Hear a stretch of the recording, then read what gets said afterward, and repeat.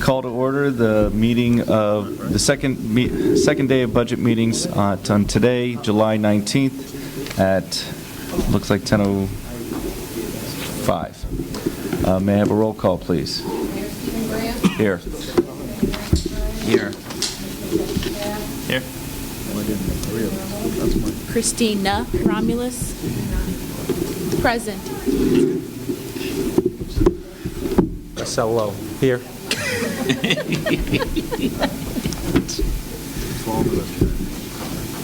We have a quorum? All right. I guess so. On the first page, is that Andrew? Would you like to begin with the extra documents we got today?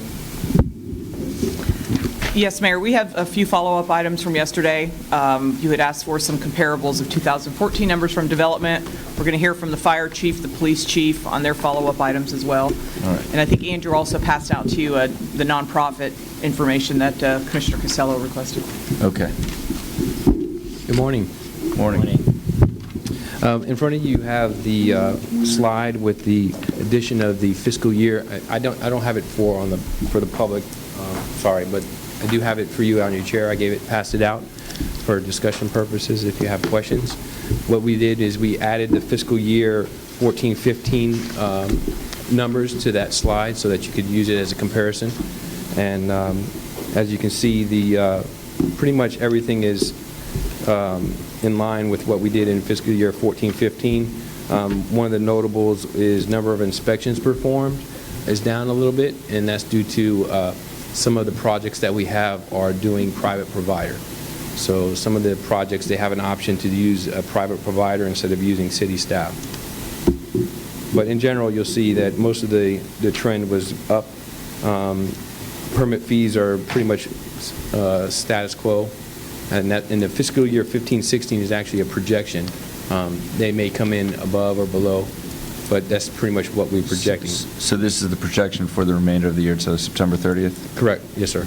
Okay, and I guess the big raise is the number of certificate and use occupancy license issued? Correct. Do we expect a similar growth of, I guess, what is that, 1,900? Yes, sir. Okay. And then on the next sheet you have in front of you at the request of the commission was the number of business tax licenses that receive an exemption and don't pay business taxes. And on that list you'll see it varies from rental properties owned by the housing authority through churches and some non-for-profit organizations. Right now we currently have 54 total businesses and 97 licenses. Some of the churches previously we didn't require them to actually submit and have a license, so there's some churches, religious organizations out there that previously didn't have to be licensed, so we're slowly implementing those to come in and obtain a license even though they're exempt. Andrew, how does that Palm Beach County Housing Authority, how does that work? How do they get... They own the land and the house, and if they're renting that out, they come in and do a rental license. A rental license, okay. But they're exempt based on the statute or ordinance. So they operate as a nonprofit? Correct. My question is, how many churches, I'm just saying, give me a guesstimation, that have not came in, to let you know about? I would say that this is a minority of the religious organizations out in the community. I'd say probably this is like a third of what's out there probably. And the change was previously the BTR, they didn't pay a BTR fee, and they still don't. So the decision was at that time was not to have them come in and fill out the paperwork. We changed that with the certificate of use and occupancy. They're required to come in and pull a certificate of occupancy and use. So we also at that same time make them fill out the paperwork for the BTR. So this is something that you're seeing that was implemented with the certificate of use, and these are the ones that we've captured to date. There's been no effort to go out and require each one of the churches to come in and submit for a BTR. We're slowly converting some of those over as they come in for new, or if they come in for permitting or something like that. This is what this list includes, is the ones that we've captured to date. All right, we're talking about houses of worship, and you use the word minority, and I don't know, I'm trying to see how they... When I've said minority of the churches in this list represents a minority of it. Half of Yeah. churches. That'll sound better, okay, less than half, all right. My question is that if someone doesn't fill out the BTR even though they don't owe anything, is that a violation of our code? Well, it's a change in policy. Previously, they were not required to under the code. When we implemented their certificate of use, yes, they are required to come in now. But that's every business in this city that's required. So as a part of the implementation process, if we were going to implement this citywide, they would be required to come in to do that. At this point, we haven't rolled it out citywide. It was on selected areas, and as businesses came in, as new businesses came in, or if they were in our office, we had them actually submit for the certificate of use at that time. Yeah, do we also do inspections to make sure that the buildings are code compliant? Correct. And actually, we've had a couple of the religious organizations that have come in. We've gone out into the community and done the inspection, and they've had to make some improvements as well as part of that process. And this is we're just rolling it out as time allows? Correct. As you know, when it was first contemplated, we were doing it as targeted areas. I think as a part of our strategic plan, we have on that list is to roll it citywide and come up with a solution that would implement that. And there's going to be some cost, obviously, with that. And that's one of our studies that we're in the process of doing as a part of the strategic plan.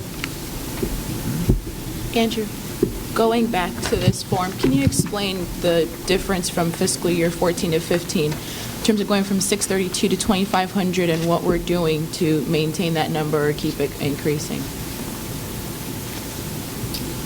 Explain. Certificate of use and occupancy. We went from 632 to 2,500. What's... Again, that's 632 was when we started the program. That was mid-year probably in that year. So now this was a whole nother year that we had to implement it. So that's why you're seeing a significant increase.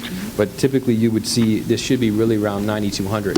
That would be the total. I mean, everyone that has a BTR should have a certificate of use as well.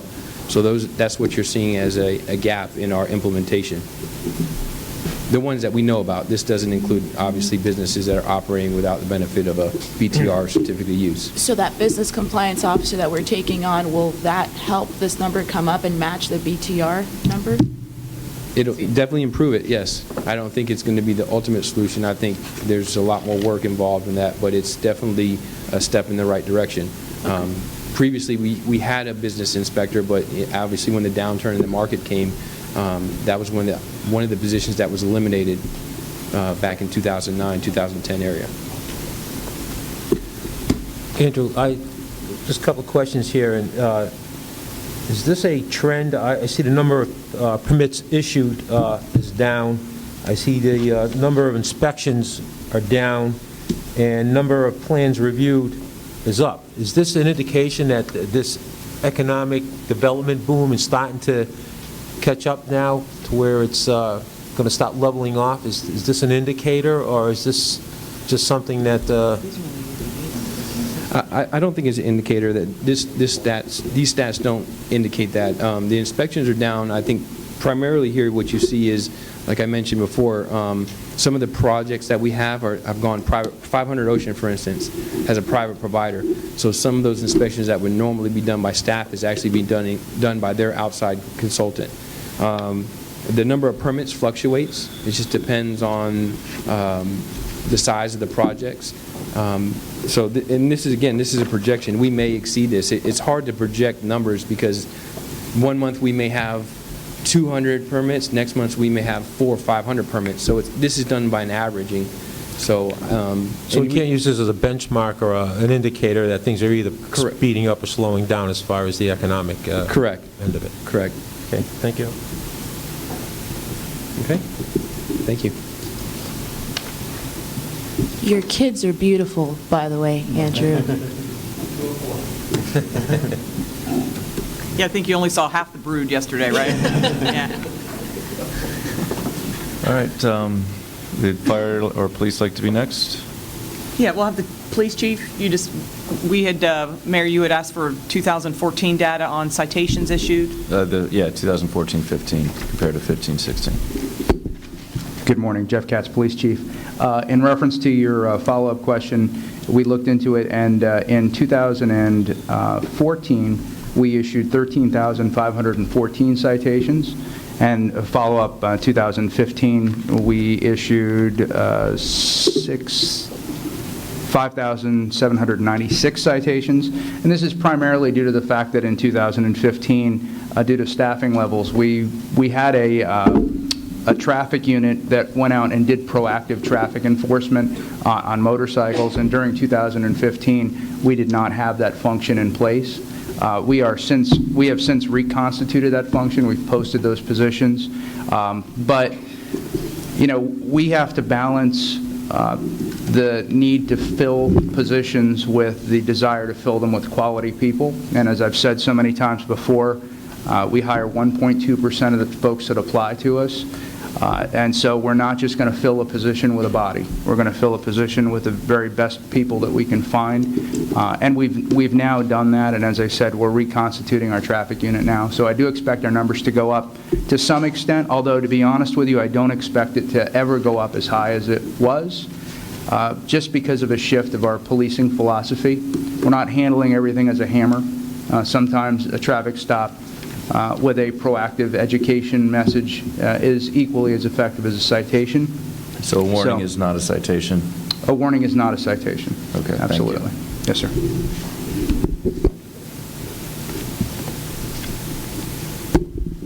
I was asked some questions to follow up on the cost of hiring the firefighters for Station 1.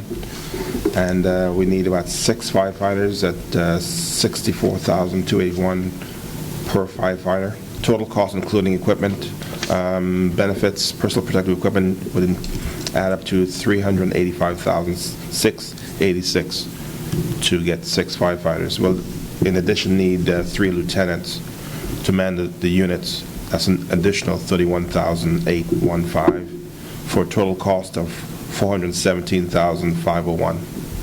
That's to fully man Station 1. And we asked you for some alternatives. Did you have those numbers? Alternative, overtime, if we did it with overtime, the cost would actually be... Chief, excuse me, I'm going to stop you. I'm not being funny, but you're reading the paper. Why could we have a copy? I have some copies. I can bring them out to you. Please, okay. The overtime... Right here. The overtime cost would be around $712,976 overtime cost. Say that number one more time. $712,976 per year. 712,000 compared to 400,000 to hire. 420. 420. So you're saying it's more cost effective to get them as full-time employees? Yes, around 6 months, there's usually a crossover where it's more cost effective to hire an employee than to have somebody on overtime. So these numbers are yearly, so 417 for full-time and 712 for overtime, but yearly? Yearly, yes, Okay. correct. Chief, have you ever looked, is the SAFE grant still out there? My information is that you could only do a safer grant once, and I think we've already done that a few years ago, so we will not be eligible for a safer grant. So it's a one-time deal? Yeah. Okay. So what you're saying with those numbers, let's round it off, 420,000 to hire 6 firefighters and 3 lieutenants. 3 lieutenants, correct. And $712,000 if we, when you say man it with overtime, how many people would have to man it? Could we get, my thought process here, Chief, is that, we don't need, we really only need another body down there so we can send a truck out with 3 men on it. That's, and correct me if I'm wrong, educate me on this, versus having, 3 and 3 or 4 and 4, however you run your rigs. Yeah, well, we have 2 units down there. 2 of them, one is a fire apparatus, and one is a medic transport, paramedic ambulance. And they both have 2 on each, so we'd have to put 1 person on each of those units, that's 6, and running that for 24 hours a day, 7 days a week. The $712,000 for the overtime is actually an overestimate because some days we'll have overstaffing, based on sick time use and vacations and all that stuff. So the real number would actually be less than that, but I want to give you the worst-case scenario to make sure that you have the right numbers. So you make the decision based on the right numbers. And Chief, as we discussed a little bit yesterday, is that, would you agree or disagree that obviously every time we expose the men and women or a fire apparatus out there on the streets, there's a potential danger that could happen to them every time we respond? When we respond to a call, yes, there is danger of traffic driving a 29,000-pound unit through the streets, lights and siren. There's hazard associated with that. It's inherently a dangerous profession. And so is there more danger with 2 people in the unit? It's a discussion we need to have. Yes, I think it probably is a little more dangerous. We need more people to do the job effectively. But because we run them as a task force, that danger of the short manpower is mitigated, although you have twice as much resources going to one call as far as having one unit going to one call. So there's wear and tear in the vehicle, more units on the road, more miles on the vehicle, more fuel costs, et cetera, and so on. But we mitigate the hazard of this short staff with the 2 units running as a task force. As a chief, how would you prefer to have, obviously, I would think that you would prefer to have at least at minimum manning at each apparatus? Absolutely. Every day of the week and twice on Sunday. But I haven't listed up the resources. That was the correct answer. I'm given the resources. I have to work within what I'm given. Okay. Chief, for a little education for some of us who may not know, how did this situation happen in the first place where we thought it was okay to go from full-time, fully staffed station to just whatever, the bare minimum? That was before my tenure, because I'm I understand 2 months on the that, job. if someone else can explain the that to information us. I got is, I guess I'm taking that question. The information I got is... I'm trying to remember. I'm asking Tony something. I'm going to help you. Okay.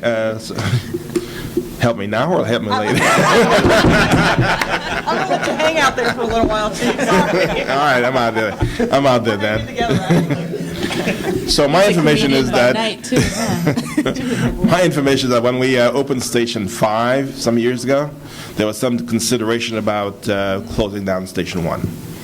When we looked at the numbers after that decision was made and looked at the statistics, it was not a good idea because of the risk to the people downtown. And because Station 1 is centrally located, it basically can back up all the other units in the city and Briny Breezes, give them better service. So it was decided that instead of closing the station altogether, that we do it with at the time, the best case scenario was a 2-person, 2 and 2, to give the people down in that area some better protection and better response capabilities for the entire city because of its central location.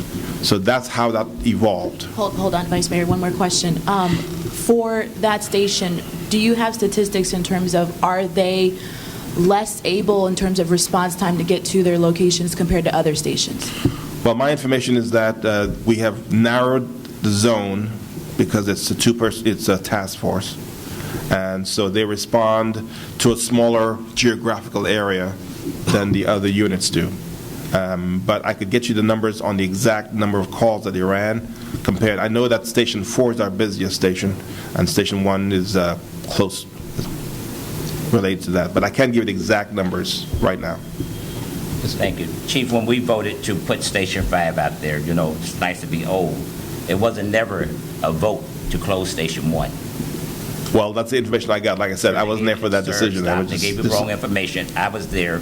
I voted for Fire Station 1 to stay where it was. That's what I'm trying to say. When we did 5, we did not vote to say we're going to close it down because we said we still need to have Station 1 to still service District 2. And that's good information for me. Thank you. Chief, you keep referring to it as a task force. What it is, it's a personnel carrier. That's what we're doing by sending the 2 trucks out. I mean, would you kind of agree with that? We're only sending a second truck out just to get the manpower to the scene. That's all we do with all of our units. They basically carry people to the scene. Each unit carries a certain amount of men and equipment, and you need a certain amount of men to run that equipment. Here, we're sending out 2 trucks, the second truck being only to carry the manpower to help the first unit that was responding. That's essentially correct, but all of our units, that's what we do. We That's- send 2 units when we need the personnel, because one fire truck could put out a lot of fire, but we don't have the personnel on that one unit to handle all of its capabilities, so we send additional personnel with additional units. So every 2 trucks that roll out of the stations, is that called, let's say 2 apparatuses roll, is that called the task force? No, it's not. We send those as a task force because we need the extra personnel, because we're short-staffed on that unit. That's my point. Okay. Compared to our other units, we're short-staffed. So you're saying if we were fully staffed, we'd be only sending out 1 unit per, I guess one vehicle, depending on the call? If we had, with the way the other stations run is if we have a medical call, we send just the ambulance to it, which is 3 people. And at Station 1 with the task force, if we have a medical call, we send the engine and the rescue to get the number of people that we need to handle the call effectively. And I guess my question would be is just the overall numbers of all the stations. It's like how many times do we have medical calls in Station 1 compared to all the calls that we do need both? At every other station, if there's a medical call, right, routine medical call, we'll send 1 unit, that's the ambulance. Correct. The question is are we, like Commissioner Casella was saying, if we're not using our equipment wisely or efficiently, we need to figure out how we can best do that. That's why I was requesting the numbers. How many times do we have both units, the fire truck and the ambulance, go out to just a medical call within the past year or 2 years? So we can, I know you don't have this data right in front of you, and that's fine. Just to see if it's very small, that it's only medical calls in District 2, then there's no point to have the fully staffed.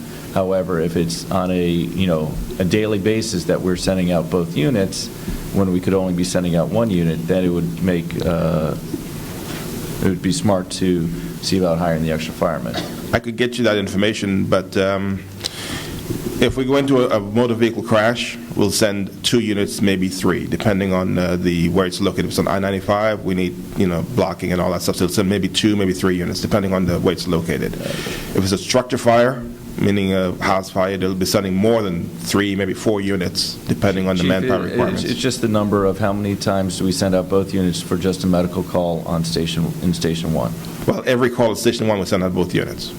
No, but it's a medical call. You're saying that Okay. there's 3 different types of calls that the station gets? So you want to see how many medical calls are in Station 1 zone? That's it. Thank you very much. I'll get that to you today. All right. One last follow-up question in terms of doing comparisons. If you're looking at these numbers in terms of, let's just go for the more responsible number, which would be the $420K yearly for full-time, manning the full-time station.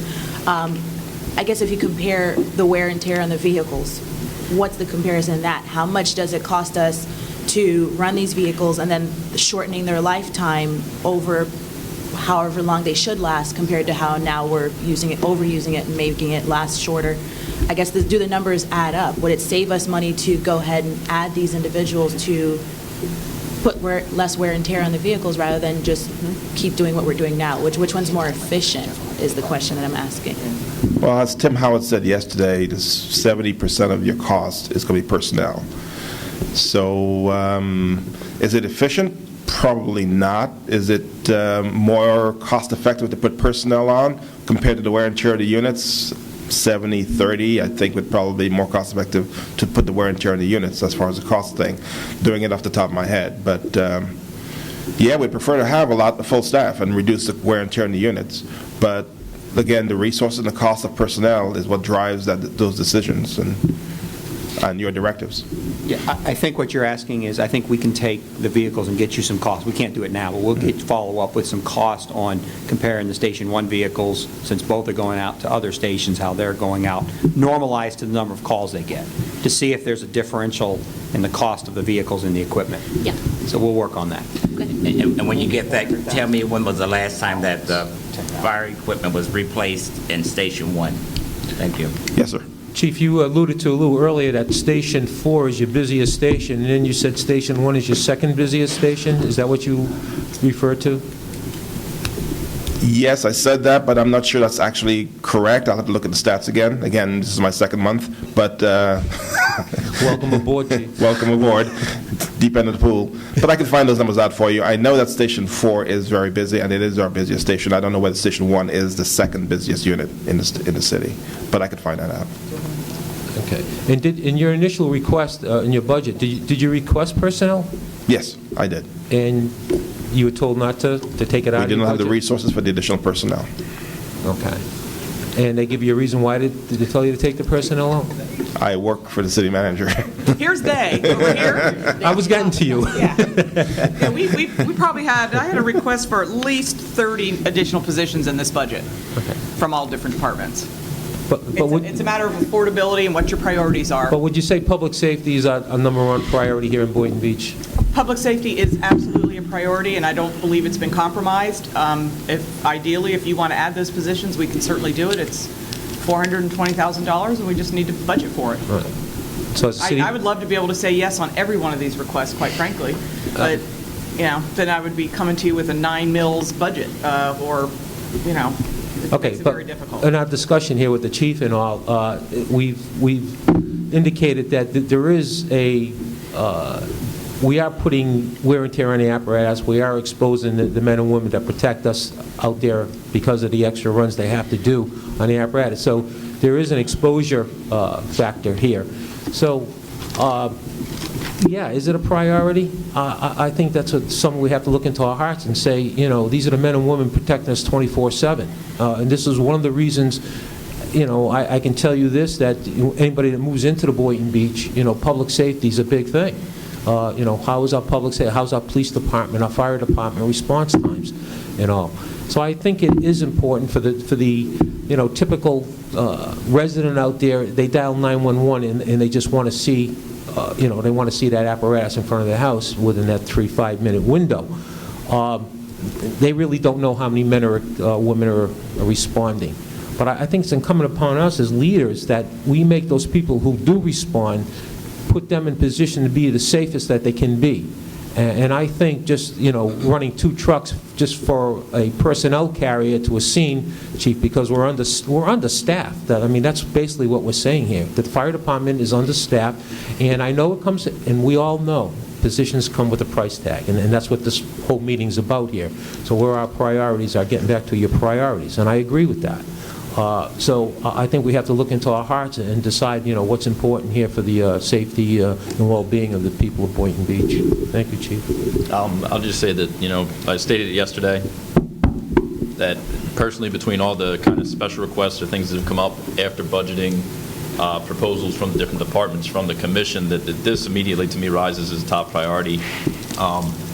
We could talk about statistics, but the bottom line is the only statistic to me that matters is there's an optimal number of employees that are supposed to be at that location, and we certainly are not fulfilling that amount. To say that we have the legal requirement or the minimum requirement, I'm a teacher. That's like a student coming to me and saying, well, I have a D in your class, I'm not failing. That's a good thing. And I would say I'd prefer you have an A or a B.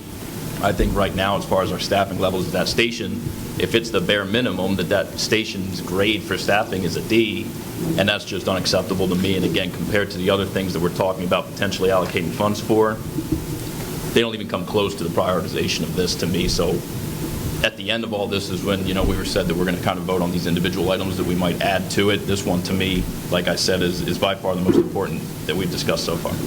And to add to what Commissioner Katz is saying, when we're looking at that form that we had yesterday, that's comparables between us and Boca, Delray, West Palm, and we're running on a 78 mil budget, but then, you have where our fire department and our police department takes a good chunk of that, yet we're proud to say that we are number one in public safety, and if we're going to spend this money, then let's spend it and make sure that it goes to the right places.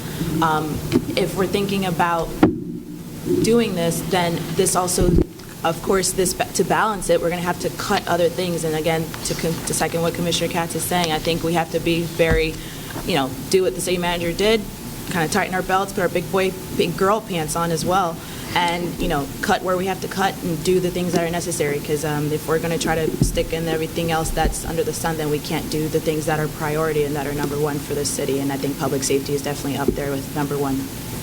Vice Mayor McCray, you have anything to add? Oh, no. Okay.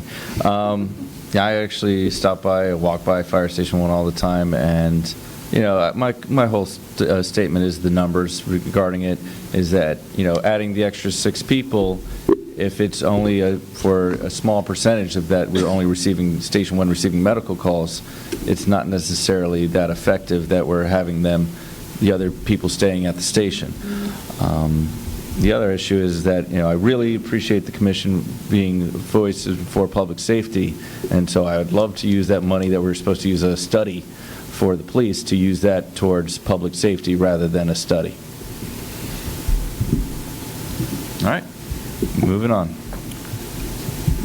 Utilities. Yep, thanks. Okay, we're going to allow, next we're going to go into the utility budget. Your utility budget is about a $60 million of your total budget is in utilities. That's an enterprise fund. It serves the city plus an area outside the city. So we serve about 110,000 people in utilities, just to give you kind of a framework of what we're talking about. And so today what I thought I'd do is let the managers of utilities who actually run every day run utilities. I'm not the one that does it, they do it, and let them present the budget. And I promise they're going to go quick. I've given them lectures to go quick on their slides. So I'm going to let them introduce themselves and then give their portion of the budget, and they will go quick. That's not something you're really accustomed to. No, I'm not. That's why I'm letting them do it. It'll go quicker. All right, Bevis Spigot, Treatment Operations Manager. Hope you guys can hear me. Yep. Budget highlights. Go back to that first slide, because I got a comment. Anytime you July 18th, 19, comma, I'm sorry, English. All right. Could you talk more into the mic? That's my fault. I did that this morning, and I That made a figures, mistake. go ahead. Budget highlights, no increase in utility rates. There's a decrease of 0.14% in total expenditure. We're requesting 2 additional positions to meet departmental needs, and we're classifying some personnel to meet the future needs of the department. And we're implementing a revised methodology for transfers to general fund. Don't leave that slide, go back. Where it said request for 2 additional positions to meet department needs, has that been budgeted? Yeah. Okay, has that been approved by you, Lori? Yes, sir. Okay. This is a quick overview of the various divisions in the utilities department. The only real important note here is the utilities engineering division has an increase, and that's again related to the additional personnel and the reallocation of existing personnel that was noted on the previous slide.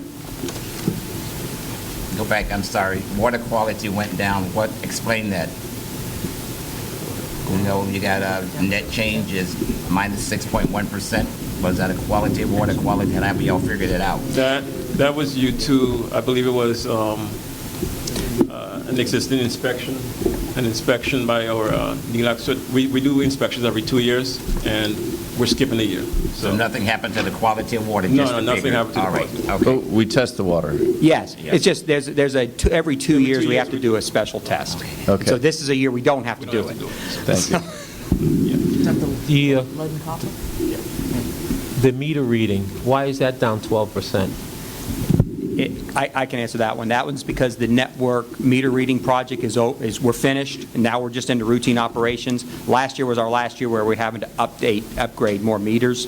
So our project ended, so that money came out of the budget, and now we're back to what we normally would spend to maintain our meters. That was a one-time spike over the last, 8 years that we were spending extra money to put in those network meters. So we read the meters electronically, correct? Yeah, absolutely. They get read once an hour. That data is collected, and that data is transmitted to the city, and so we can look and see how the uses are by the hour.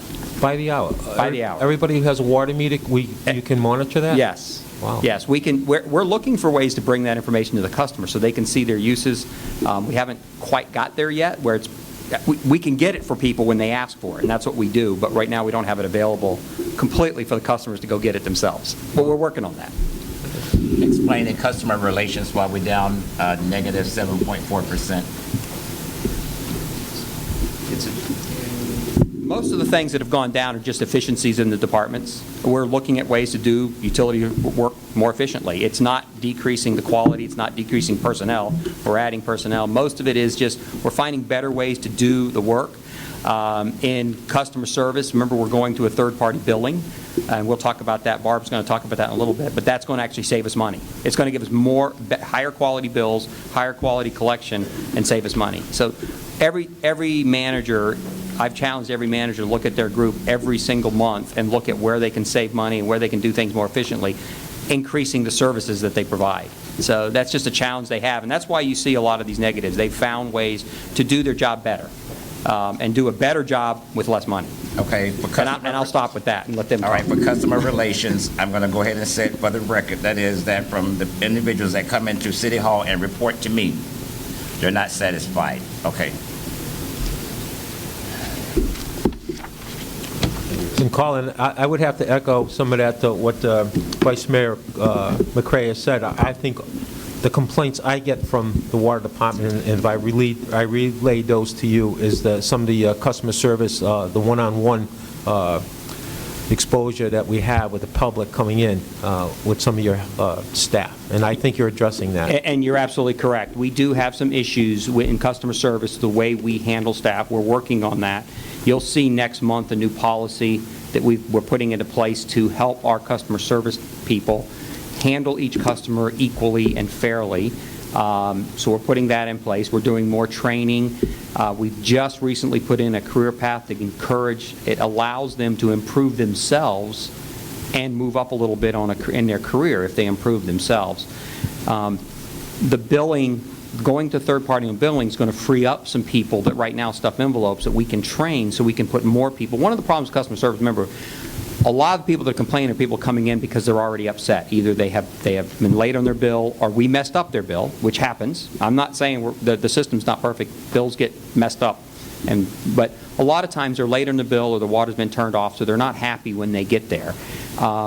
And when you're a customer service, and I'm not making excuses for them, but when you see that every day, day in and day out, and it's people coming and complaining, sometimes they don't handle it as well as they should. So that's our part of our training, is to train them, is let that stuff go past and treat them fairly every time and equally and fairly every time. So we're giving them the best information possible. I do think we're going to start seeing some improvements. We need to make some improvements. It is probably the biggest challenge we have right now is that customer service. And there's other challenges besides the people. There's challenges with the space that they're working in. There's challenges that we don't have any place to meet with customers privately to talk about their bill, so it's done out in the lobby, which is not good for customers. So there's a lot of issues we're trying to address in customer service. The budget really doesn't have anything to do with that. We're addressing those within the budget. So the downturn in the budget is really just because most of the cost in customer service we're saving is going to this third party for billing, because there's equipment we don't have to rent, there's big other things we don't have to rent, so it's really that's where the savings are. The people are staying on board and they're going to get better trained, and we're going to have more people to handle customers so they can spend more time with them. If you spend more time with them, you're not going to rush them out the door, which is where people get angry when they get rushed out the door. So I beg the difference. The budget does have something to do with customer service, and I'm going to leave it at that. Somebody explain to me debt service. That's what I'm trying to figure out now. That's our revenue bonds? Yes, Vice Mayor, those are the payments for the revenue bonds. Yeah, because I asked you one time before how many bonds we had out, and Yes. y'all tried to evade. We had the utility bonds, but now I know the mayor just told me. Go ahead. Correct. Thank you. I'd like to make a suggestion. Can we go back to that slide? In the future, can we star, for example, water treatment, water quality, customer relations, anything that has to do with customers and our quality of water? Can we just put a little asterisk, then just at the bottom, explain related to personnel loss or something like that? Because it seems like as if, I'm not saying that, but it seems as if we're trying to cut corners or something to save money, and we're reducing our water treatment, we're reducing our water quality, and it looks kind of bad. So let's. That's a good suggestion, and we'll go to the next slide, and I'll let Bevis cover the next slide, which does cover some of the changes we're making, so you can see those and why those numbers are there. All right, so again, this is a summary of the previous slide. We had a reduction in total expenses of $59,772. The reduced need for potable water purchased from Palm Beach County Utilities, which was a product of a previous agreement with the county, resulted in a savings of $296,339. Excuse me, how do we handle the water that we purchase from out in a local agreement, Delray and Boynton, potable water? How do we handle it? Yeah, as a space up there, do we get any, Colin, you over that, sewer? You can answer it. Yeah, I'm not following your question. All of our interconnects with all of the different utilities have meters on them. They bill us, we bill them. So if we sell them water, we bill them for the water. Okay. If we buy it from them, they bill us. And we're just reducing the amount of water we have to buy from the county. All right. So, He can answer it. I'm sorry. I got to shut up.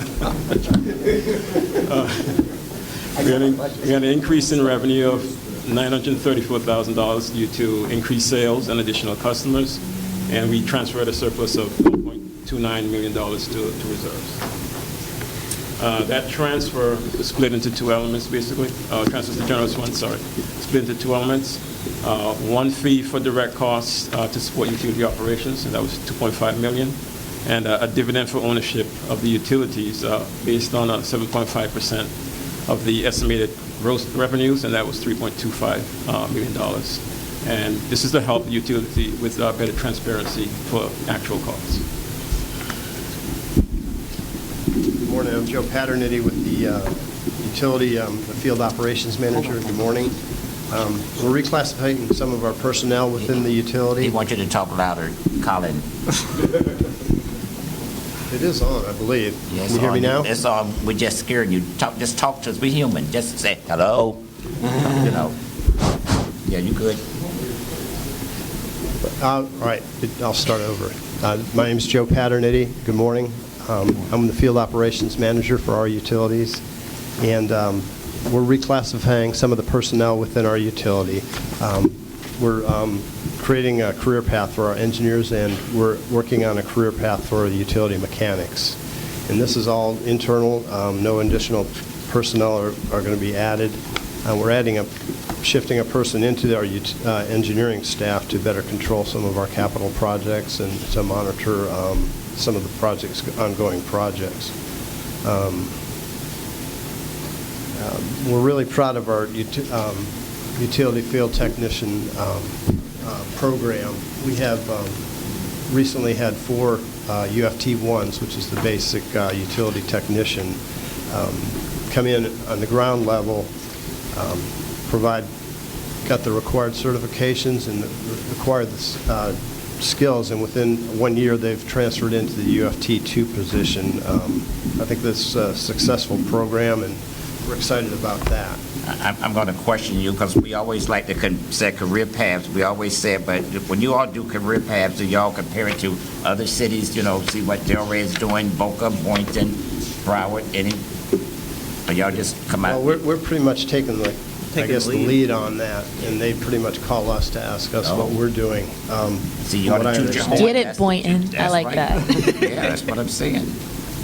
Yeah. As we said yesterday, that's a wow. Okay. Yes. That's a wow. Thank you. And then we're also, on the next slide, we're asking for additional personnel, two positions. One, sustainability coordinator that will help us with our climate action plans, and also monitor and assist with our asset management program, which monitors each asset that we have and maintains a high efficiency as well as sustainability for that asset. And we're excited about adding that position this year. In addition, we're asking for an additional field technician for our stormwater group as well to help monitor some of the ongoing permitting and with that division. So with that, I'm going to give it to Barb to continue on here. Good morning, Mayor, Vice Mayor, Commission. My name is Barbara Conboy. I'm the Utilities Manager of Customer Relationships. The city has signed a contract with a vendor to provide high-quality services, and we're moving into the 21st century. Our target is to have it in place by October 2016. I do recognize we have difficulties with our system. It's difficult for our customer relations specialists to communicate information to our customers where we're looking at something and the customer can't really see it. This new technology we're putting a lot of that information into the customer's hands so that we can discuss it while they're looking at it on their computer, their phone, wherever, and so that will help. Along with all of that, the bills are going to go out in various different ways. They can go to your phone, they can go email, we can go snail mail still. Payments, they can make them over the phone, by text, by web. So moving into that, hopefully that'll help with our customer interactions and communications so that we're all on the same page. Is that word such as presentment? Is that a word like that? Yes, Oh, it is? it's like in the industry, bill presentment. I'll look that up. Go ahead. How are you going to present it? You know, are you going to print a hard copy? Are you going to do an electronic? I'm good. I'm good. Just checking on the word. Just to go back, you said that we'd be operational by October on that? That's our goal. Are we doing like a beta right now, testing it or anything? Right now, we are looking at bill design. We're working on the link into our billing system that has all that data. They have to do some computer interface integration. So we're just in those early stages. Our vendor and ourselves are confident that we can, move along. We have our current vendor online with, yes, the data's there. Here's how you get into it. Yes, they are. They have, in regards to your question, they did test it. They don't want to tell us, but they sent out some bills where some customers had some discrepancies, and they had to send us a letter saying that these bills, if you ever get a call, I'm just saying, so we have tested it. And the test wasn't that great either, because I'm just saying, we got it from Collins.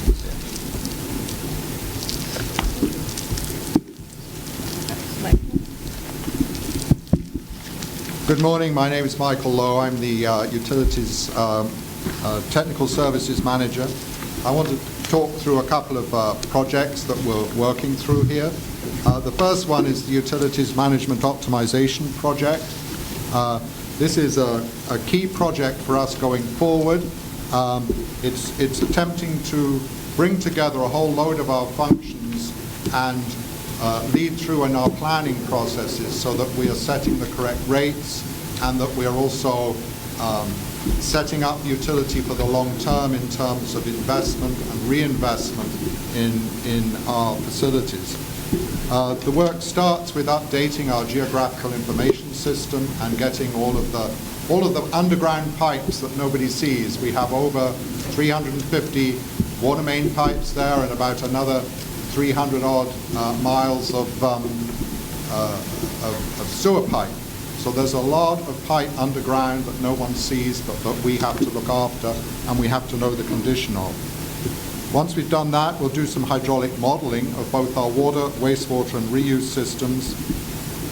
We're in the throes of doing condition assessment of all of our assets, and then we're going to develop a long-term repair and replacement plan in our CIP, and that enables us to look at our rate adjustment. If we look at the next slide, it shows pictorially what the project is all about.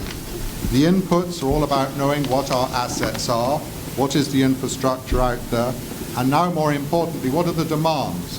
What are the water demands, reclaimed water demands, sewer flows, and what are the processes that we have to handle all of that? We go into the second phase, we're into the analysis now. We do these hydraulic models. They enable us to know where we need to increase pipe size, how we can meet the demands of all the development that's going on out there, and be ready when the construction is finished. Also, with the condition, etc., what do we have to do? How much money do we have to put aside in order to look after? Our planning horizon is 50 years. We're not looking after next year. We're working 50 years forwards. We take all of this, we develop the projects that are needed to keep the utility functioning, and we are going to put in some technologies that enable us to play with the capital improvement plan to try and smooth out the flows over the years so that we don't have sudden spikes in expenditure as far as possible. we take that information, which then generates our financials. And do we need to bond? How much money per annum do we have to put into R&R? And how does this impact our own rates?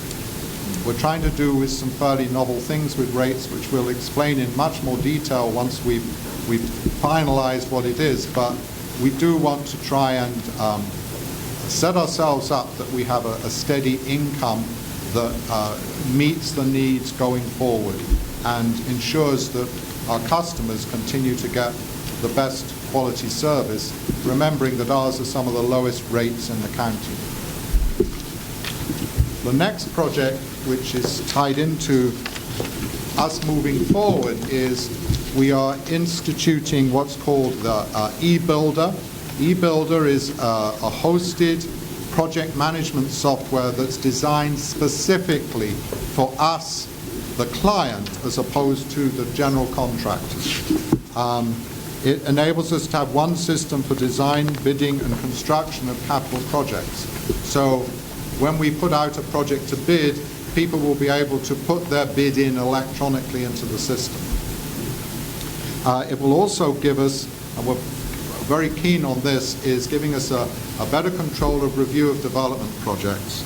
So we're going to have a whole system built into that that enables us to deal with the flow of information as people want to put developments into the city. This system has potential for other departments. We have an unlimited user license that we're supporting. And I think it gives us a lot of hope for the future. We're looking at other areas, and we are, in fact, training as we speak. There are people up in the computer training room today as we move forward with this over the next few weeks. Before you go any further, that water thing down there, I'm just saying, that big old round thing that got the, whatever you call it. What? The new tank. Yeah, the new tanks. When y'all paint them, what are y'all going to put in them to go this way? Do we let on? Well, Yeah, we let can on. tell We you got now, or questions. you can wait till we put it in. We are putting some artwork within those arches. All right. And we'd like to surprise you with it, if that's okay. Are you picking it out? I didn't pick it. Then we'll be surprised. We had artists do it. Thank you.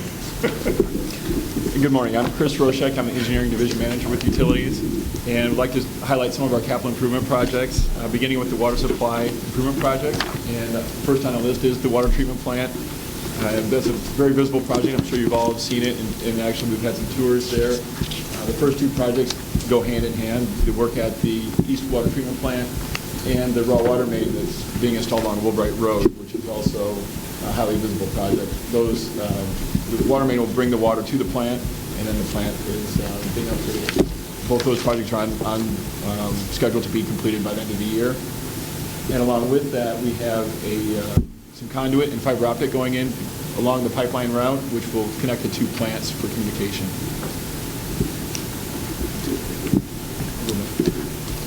Go back one. Some of our major ongoing projects we'd like to highlight here is one is the Lakeside Northeast 20th Avenue. This is the eastern part of the city, east of Seacrest and south of Gateway. This is primarily a stormwater project, but we are going ahead now and doing some water main replacement before the stormwater project goes in. We've just recently awarded, the commission awarded the Lift Station 309 project, and we're going with a low bid contractor on that one, and going through getting the contracts in place and getting ready to schedule the pre-construction meeting. I have a question about when we do bids and you all bring them into us. When we said that the lowest bidder, I'm trying to say, is the lowest bidder sometimes the best, or, or y'all, how do y'all steer us the right way, saying, the lowest bidder on this project might not be a good one? What we look at is the lowest, most responsive and responsible bidder. So price is a factor, and we start with the low bid price, but then we look at their qualifications. And usually what we do is work with our consultant on that and go and do our investigation of the company. Okay, thank you. Some of the other projects we'd like to highlight here are force main valves. We have an existing force main along Congress Avenue that goes down to the South Central Regional Wastewater Plant. and we would like to install some valves strategically on that main in order to divert flow if ever there's a problem. We could divert to the eastern part of the city. We are also looking at a new laboratory at our west plant. We talked about water quality earlier, and that is a priority for us. We looked at renovating the space that's currently at the west plant, but due to the HVAC system and some other limitations, that price tag got very high, actually over $2 million. So we're looking at some other locations where we can do it more effectively and provide a state-of-the-art lab for our staff. And another project that we're very proud of that is moving forward is the North and South Road project. This is Harbor Estates on the east side of Federal Highway. That project is currently out to bid. We've had that on the books for a long time, and we're happy to go forward with that. That's a stormwater improvement project and water main improvement. And some of the new projects we're looking forward to in the coming year are doing some force main improvements in the northeast part of the city. Central Seacrest Phase 2, right here in the heart of the city. We completed Phase 1 last year, and we're moving forward with the Phase 2. We're looking at a design-build project, so we're looking at putting together the advertisement package now, and look to get that out to bid this fall. We also are looking forward to expanding our reclaimed water, or reuse system. We've done some expansion. We've got quite a bit of larger users on the eastern part of the city connected, such as the Little League Field, the cemetery, City Hall, where we're looking at picking up other users and expanding that system both to the east and the west. And that's on a 5-year plan. Stop. Since you said y'all got the reuse water for the cemetery, somebody tell me, when do y'all water the cemetery? I'm not trying to be funny. That's a question for Jeff. Yes, and you go by there, it's all green. I've been brown. I'm just saying it's not green. When it was raining, it was nice. I get complaints. Yeah, Jeff will check into that. He just told me he'll check that and find out why, because it is reused water, so they can water all they want. Okay. The last two projects here, the second to last Ocean Inlet Drive and Lake and Oak, are stormwater improvements. These are in the eastern part of the city.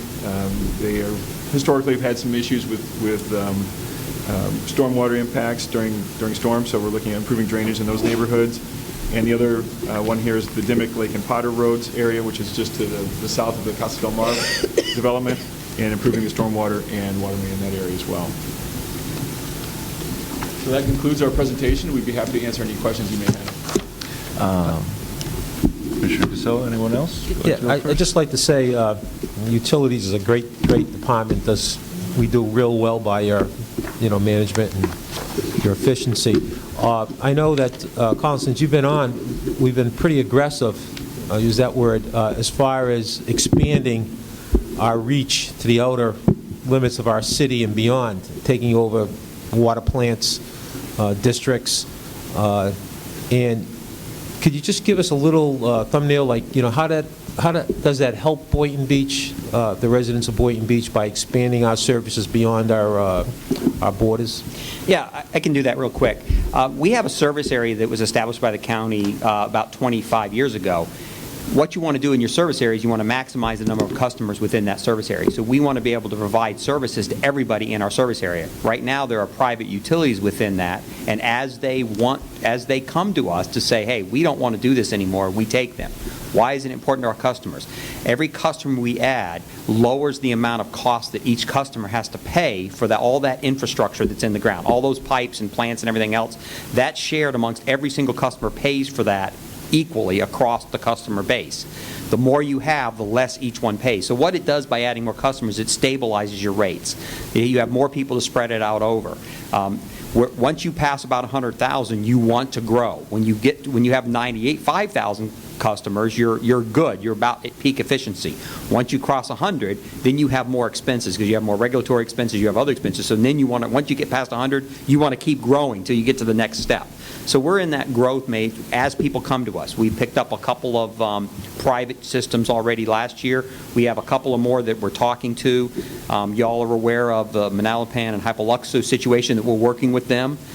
If the agreement comes to place, that'll be more customers will add, and all of these are within our area. So we want to grow because it spreads out that cost that we have to pay every month over more customers and keeps their rates lower. And we do have the best rates in the county right now. So. But on the flip side of that, as we expand and grow, does that have your operating costs? Obviously, you've got more customers, more service, more issues, more problems? Well, remember, there's two parts of the bill. The operating cost is paid for in consumption. So if you add a customer and they use a water, they pay for that cost of making that water.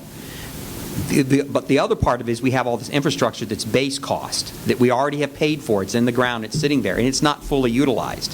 So every time a customer comes on, you're taking that dollar and you're spreading it amongst more people. So everybody's piece of that dollar is smaller. So it actually is better for the utility to add customers because they're paying for their annual operational cost in what they use, because that's how our rates are set up. But they're also now starting to share in that base cost that's already been put in the ground and has to be replaced. So that's why our bills are split into a base fee and a consumption fee. And that's really what the difference is. The base fee pays for everything that's out there. The consumption fee pays for that annual cost of making the product. So more is better? More is better right now, Okay. yes. And how many customers would you say, just a rough ballpark, that we service? Right now, we have about 36,000 accounts. 36,000 Accounts. Serving about 110,000 customers. Thank you. Sorry, I knew it was I'd like to say one thing to staff, and I really want to tell you all, I'm appreciative. You all answered our questions. I guess we intimidated you all by y'all sitting across from us, but you all were superb. Thank you. Proud of you. Thank you. You did better than Colin, okay? They always do. I know. Commissioner Katz, Commissioner Romulus, have anything to say?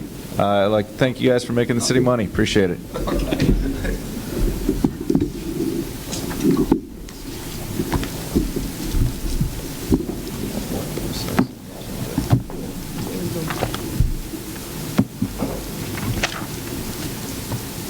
Oh, the fun part.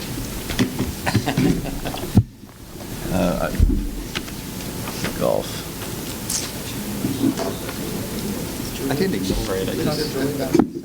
Sorry, I don't mean to ignore it.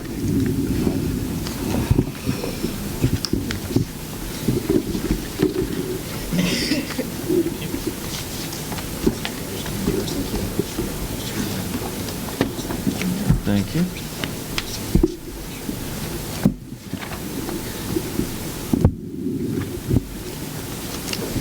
Okay, here it is. All right, I'm going to go ahead and go through golf real quick, and then Ron is here to answer, and Glenn are here to answer any technical questions because I don't know some of the technical stuff about golf.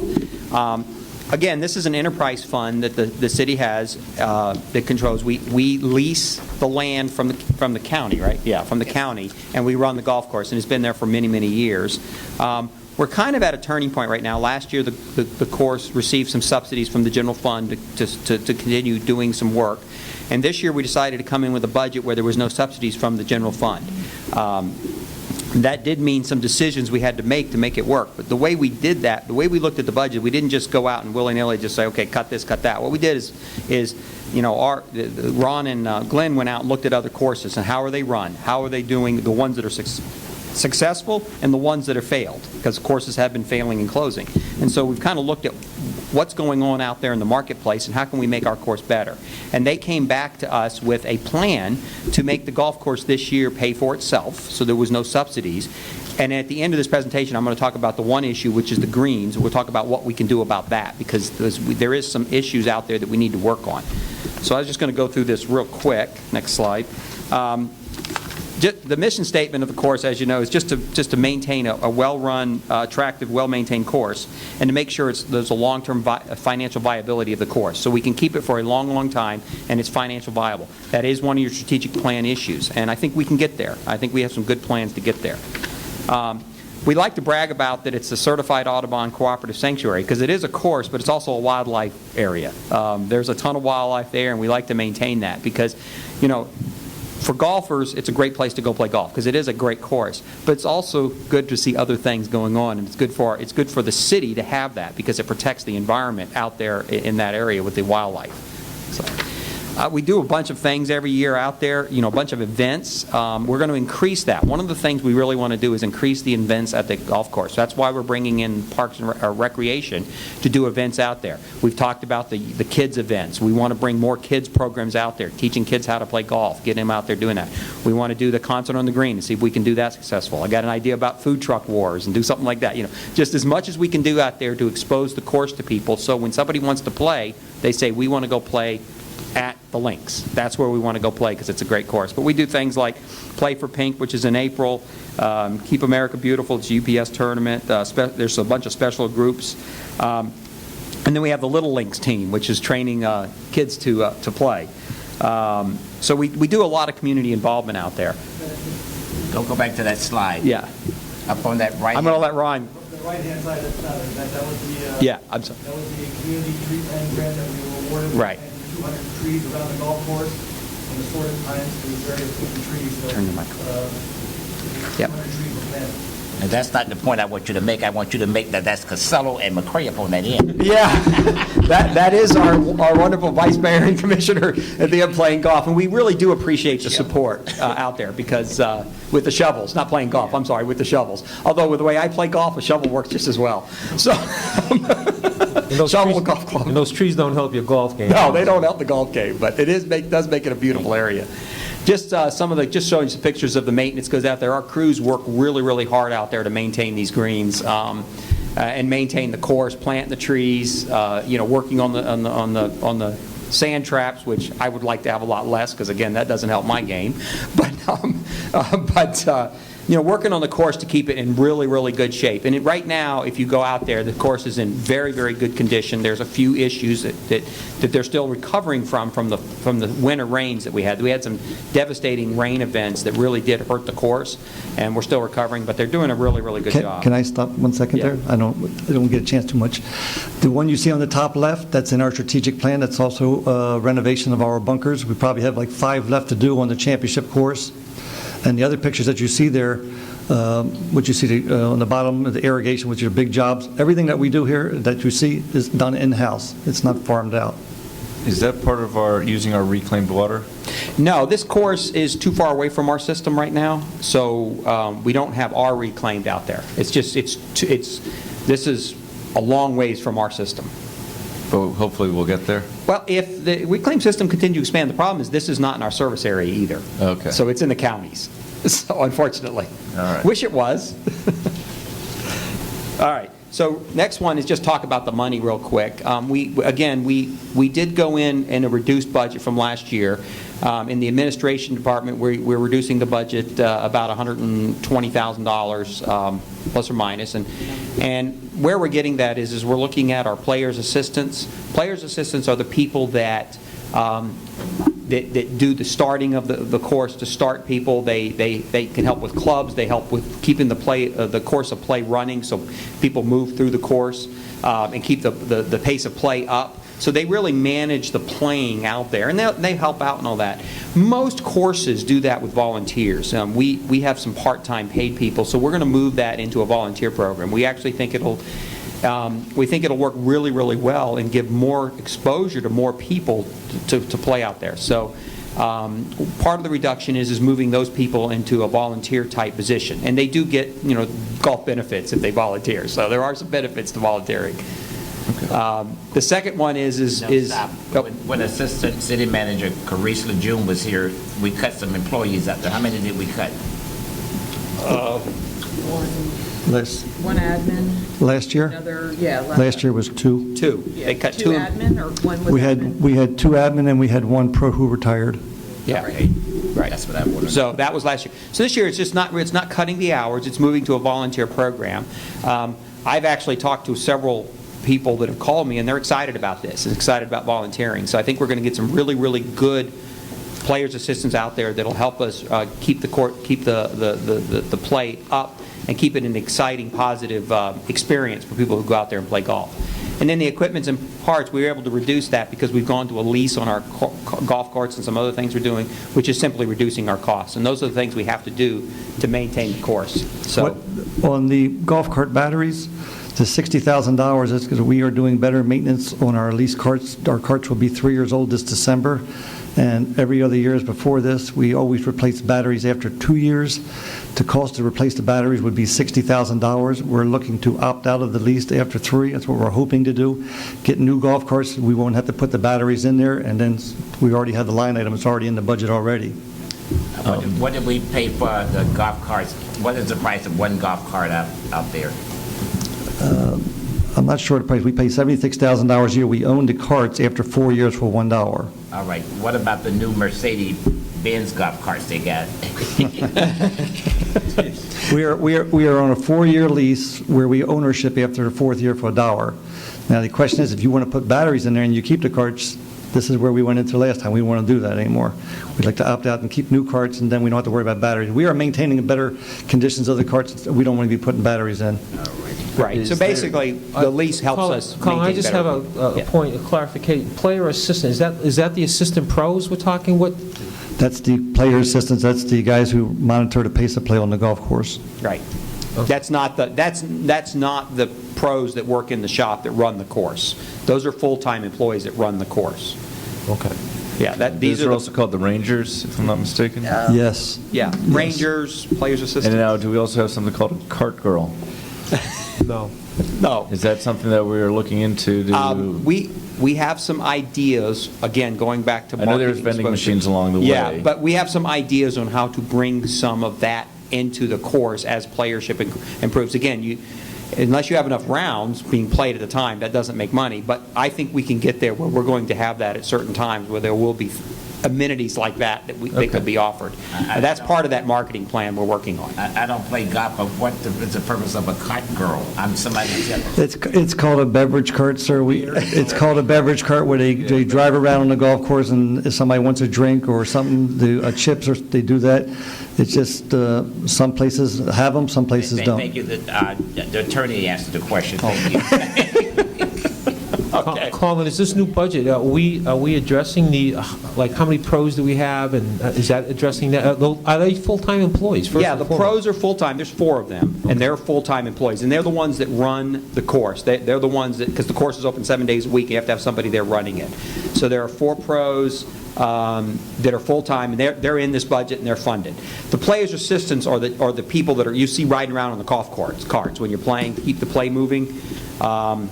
They do a lot of things. They'll pick up trash. They'll look at. There's just a lot of different things they can do as they're riding around with the volunteer program. Most courses use a volunteer program, and what they do is they get to play golf if they volunteer. How many pros usually does a course usually have? It's usually 2 pros per 9 is the max that you usually have. We have 4, and we're open 7 days a week. We have one. We always have to have a pro who opens and a pro who closes the facility. Somebody's got to open, somebody's got to lock up with the alarms and safes and stuff like that. So with the part-time help mixed in, there's definitely a pro on site at all times. And these pros, they also give lessons? Yes, they can give lessons. How many lessons? Do we make money off lessons, or? The lessons are done over their 40 hours on their time, which gets rung through the register. It's not during their 40 hours. It's not during their 40 hours of week work. It's outside of their work week. And there is a policy for that that's developed that they work under. Okay, next slide real quick. The maintenance division budget, again, we're looking at some changes to reduce the budget to actually get more in line with what other courses are spending. And again, it's to be competitive. We got to be what other courses do that are not subsidized courses. So one of the big changes we're going to make is we're looking at some full-time positions that we have right now for greenskeepers. We have 4 full-time greenskeepers and an assistant mechanic. The assistant mechanic position is empty right now, so there's not a person in it. We have 4 greenskeepers that are full-time. What we're looking for is taking the same amount of hours we spend now on maintenance and actually turning them into part-time. There's a couple reasons for that. That's the way most courses work. The second reason, it's a little more efficient because we can work them the hours we need them, and they're not there for the full day. We can work them the hours we need them to stay out of the way. One of the things about maintenance on a course is you got to stay out of the way of the players while they're playing their rounds. And in Florida, you like to play early morning because it's cooler. So it helps us a little bit better. So we're not going to cut the number of maintenance hours. It's just changing them from full-time to part-time.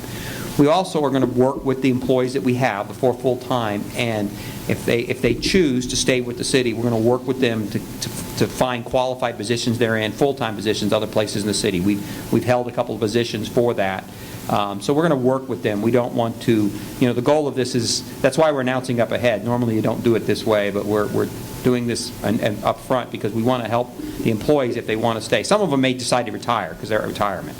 Some of them may decide, to go part-time, and that's okay with them. Some of them may want full-time, and we have positions in the city that they can apply for, and most likely they are qualified for. They're similar type positions. So that's how we're going to get to that budget. To make sure that the budget this year it's in the budget right now is a budget that's being paid for out of the enterprise fund. There's no subsidies from the general fund to cover the golf course. Next slide. One of the issues that have been brought up is we do need new greens. The greens are old; they need to be replaced. There's only 2 courses that have that kind of green. Yes, Glenn Landgraf, superintendent. Yeah. There are 2 golf courses, us and Lake Worth, that have TIF dwarf greens, which is 1964 technology. Yeah. And most courses, any golfers in the room have probably played TIF Eagle or Champion grass, and these are called ultra dwarfs. And those greens were developed in the early to middle 90s, and we still have the 1964 technology. So we would like to get up to the current.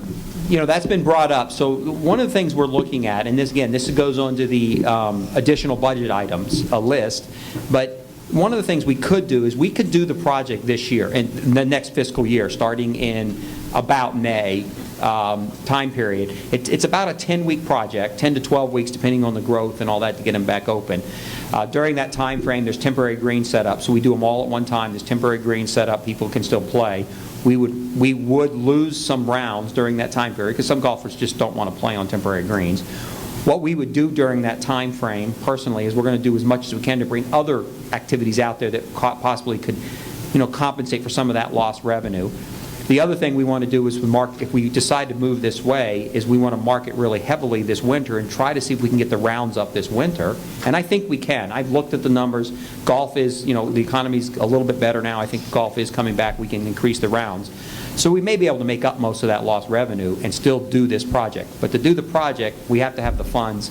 So the idea is we would borrow the funds from the general fund, and then pay it back with the rounds that it'll create, that this project will create. So that's our plan. It's not in the budget right now, but if the commission chooses to move forward with that, that's one of the methods we could get that project finished. We can't do it this year, of course, because we're past the season, but we could get it finished next summer and be done and be into the new greens and matching all the other courses around. What's the payback schedule? Well, we talked about that in the strategic plan. Each 2,500 extra rounds brings in about. We're in our strategic. We're looking to bring in 9,500 rounds.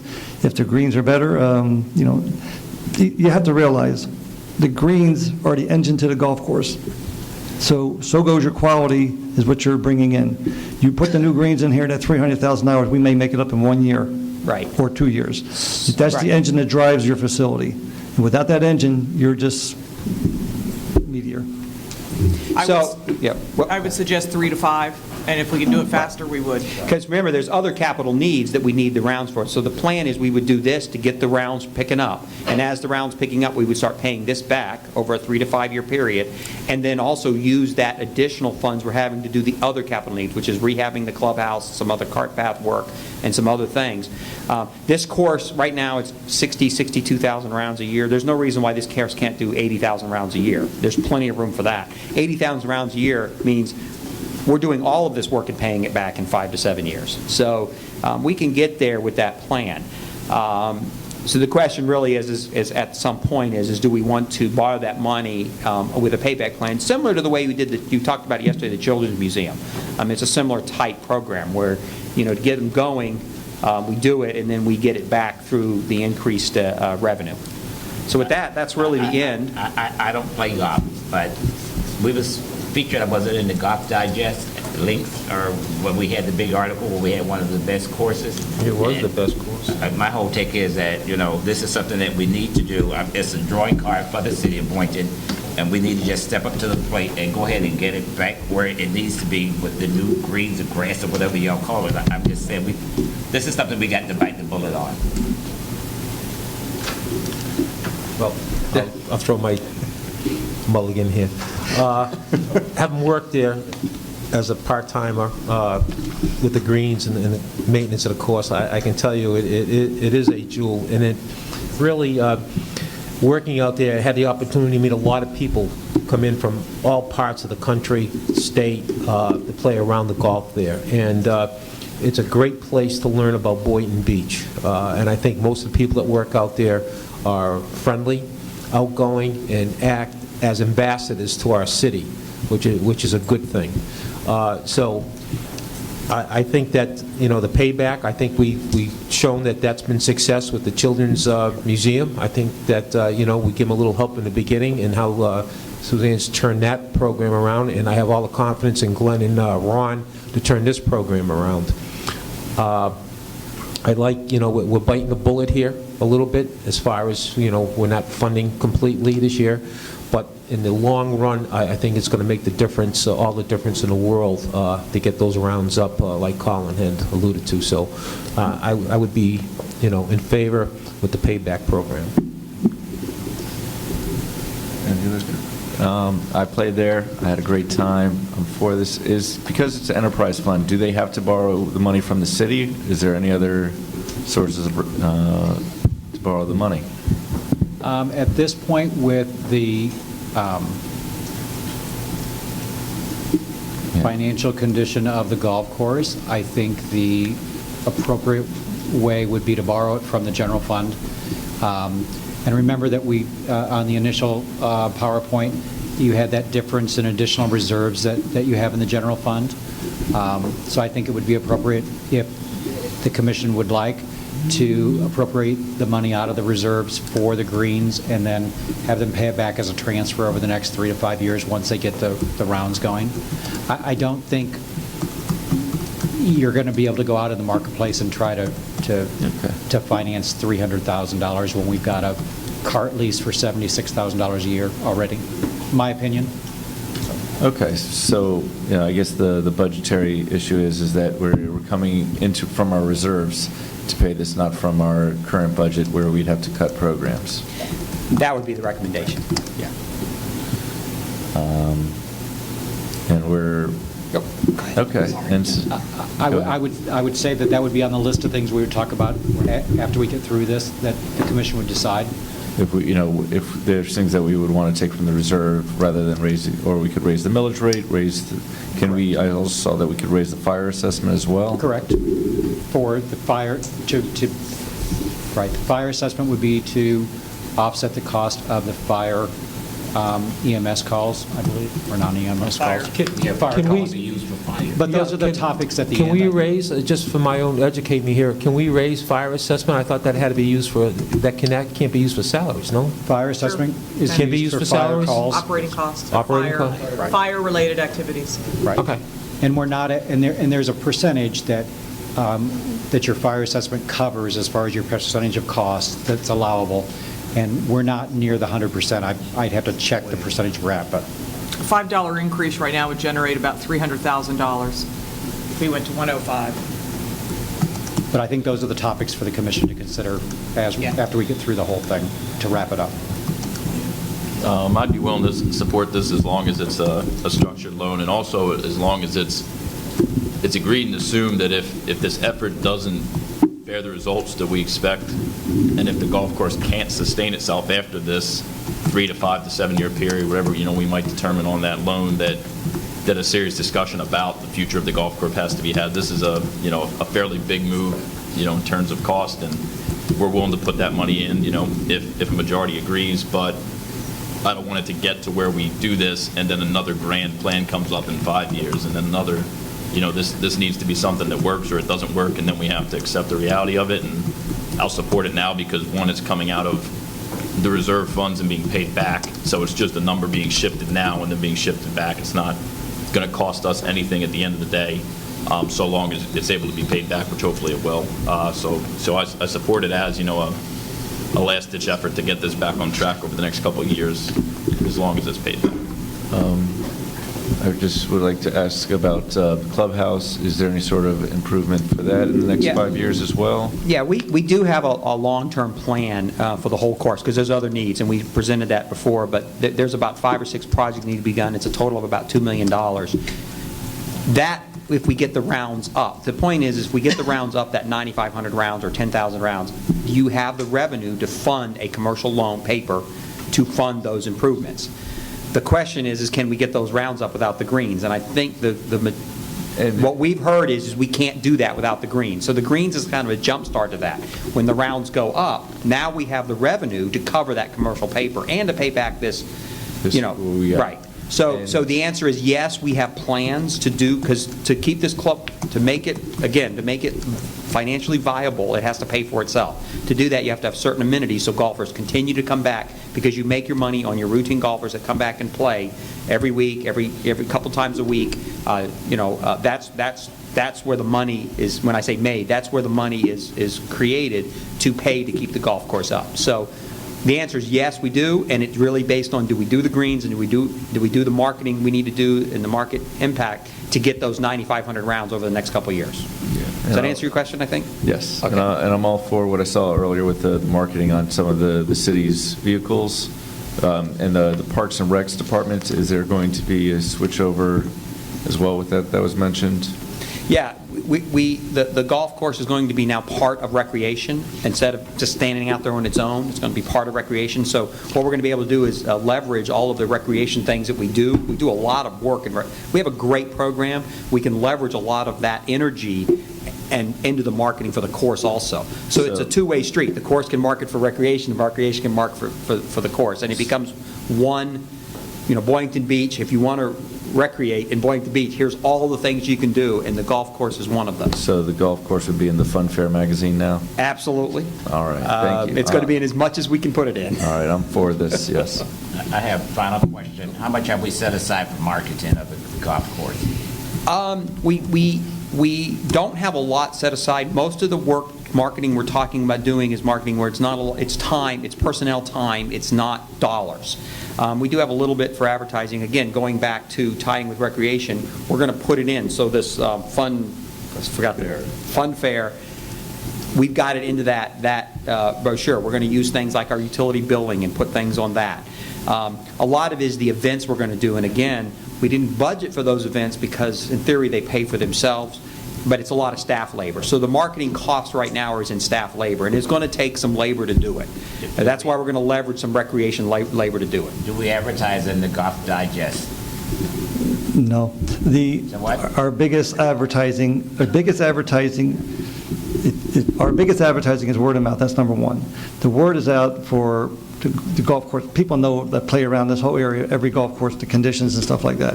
So all I got to do, with your approval, you say new greens. That sign I have out front is I put out there, new greens installed here, effective reopening October 1st, whatever. I'm just using a date. They'll be there. I'm going to ask another question. Then why don't we advertise in the Golf Digest? I'm just saying that's what people read. Yes, it's because it's not quantifiable. We were actually I did major studies since I've been in my last 3 years. We were on the Golf Channel. We were on all different newspapers. If it's not quantifiable, changing your revenue is not bringing anybody in. All right, when we was on all of that, how much did we pay? I'm getting the figure for a reason. When we used to be on that, we were paying the Golf Channel was over $3,000 a year. Okay, that was $33,000 a year. But you don't pick. They give you selected times that your spots are on there. Okay. You answered it. I mean, I have to say something here. I mean, I know I'm probably not wanted, but I'm to say this, but I'm going to. I got 16 years at the Links. I don't want to be here again next year going through budget cuts with personnel. If you want to, get rid of me. If you put the greens in and I don't perform, then get rid of me. I'm telling you, the greens are more important. I'm going to get that green. You bring me, I'm going to bring you revenue. I'm telling you. The greens are important. I mean, that's your best form of advertisement. We replace the greens, we get the word out that the greens are replaced, you're going to get the rounds coming in. There's courses closing because they didn't keep up their maintenance. We're going to keep up our maintenance. We're going to do what it takes to make the course successful. There's no reason why it can't be. It's been successful. It's successful now. It's just we have these needs, and we have to meet those needs to keep it successful and keep it growing. I think that's a great new concept. If I don't perform, get rid of you. I was about to speak to How simple can I put it? I didn't want to I don't think you have many supervisors put their job on the line. I'm putting my job on the line. Yeah. But you know what, though? I like that. That says a lot about you and a lot about what you're willing to put on the line to make this work. And, just because of that, I'm willing to back you up. And what I'll say is, for the record, there's an ugly rumor going around that we're closing down the links. One of my neighbors asked me. No, I know. But spread the word that other courses are closing down. Exactly. That's the what I'm one saying. we want There's out an there. ugly rumor going around. My neighbor came up to me yesterday and asked me, are we shutting it down? And I just want to make a statement for the record that we are not. And I believe that we have a 5-0 unanimous vote or consensus here that we're all for this and we're going to make this happen. And Thank you, sure Commissioner, that because it works. we've had negative advertising and nothing has been a retro to that, and that has hurt the business at the links. I appreciate that very much, hearing that. Absolutely. But when we tell you all that we're hearing things. They talk to us. They don't talk to you all. They tell us things because they said, we got you there. Like I say, I'm putting my 16 years on the line here. The golf course is what brings people in, not the clubhouse. When Mr. Katz there is mentioning about the clubhouse or future, stuff like that, you'll know in 3 years what the viability of this golf course is going to be, because it's not going to be the clubhouse. I mean, all that infrastructure later can take care of itself. The golf course will take care of its, you'll see the change in 3 years if you do that. We've got to get equipment and golf carts, equipment with the greens, and everything will fall in place. If it doesn't, you'll be talking to this gentleman. He might not want it. Okay. All right. Thank you. Thank you. Thank you. We got, what would you like to do? We have capital. Is that, have we gone through that? Well, we have our other funds. We've already done solid waste and fleet. Risk, I think Tim can cover in 2 minutes. And then, I don't know if lunch is here yet? It is. Lunch is here? Okay, so do you want a break? Excuse me. Hang on 1 second. Check Sylvia's right outside. Yeah, we'll do the risk fund now, Mayor, And then we could either All right. break, grab a sandwich, and then continue with capital. But let's get to Okay. the funds.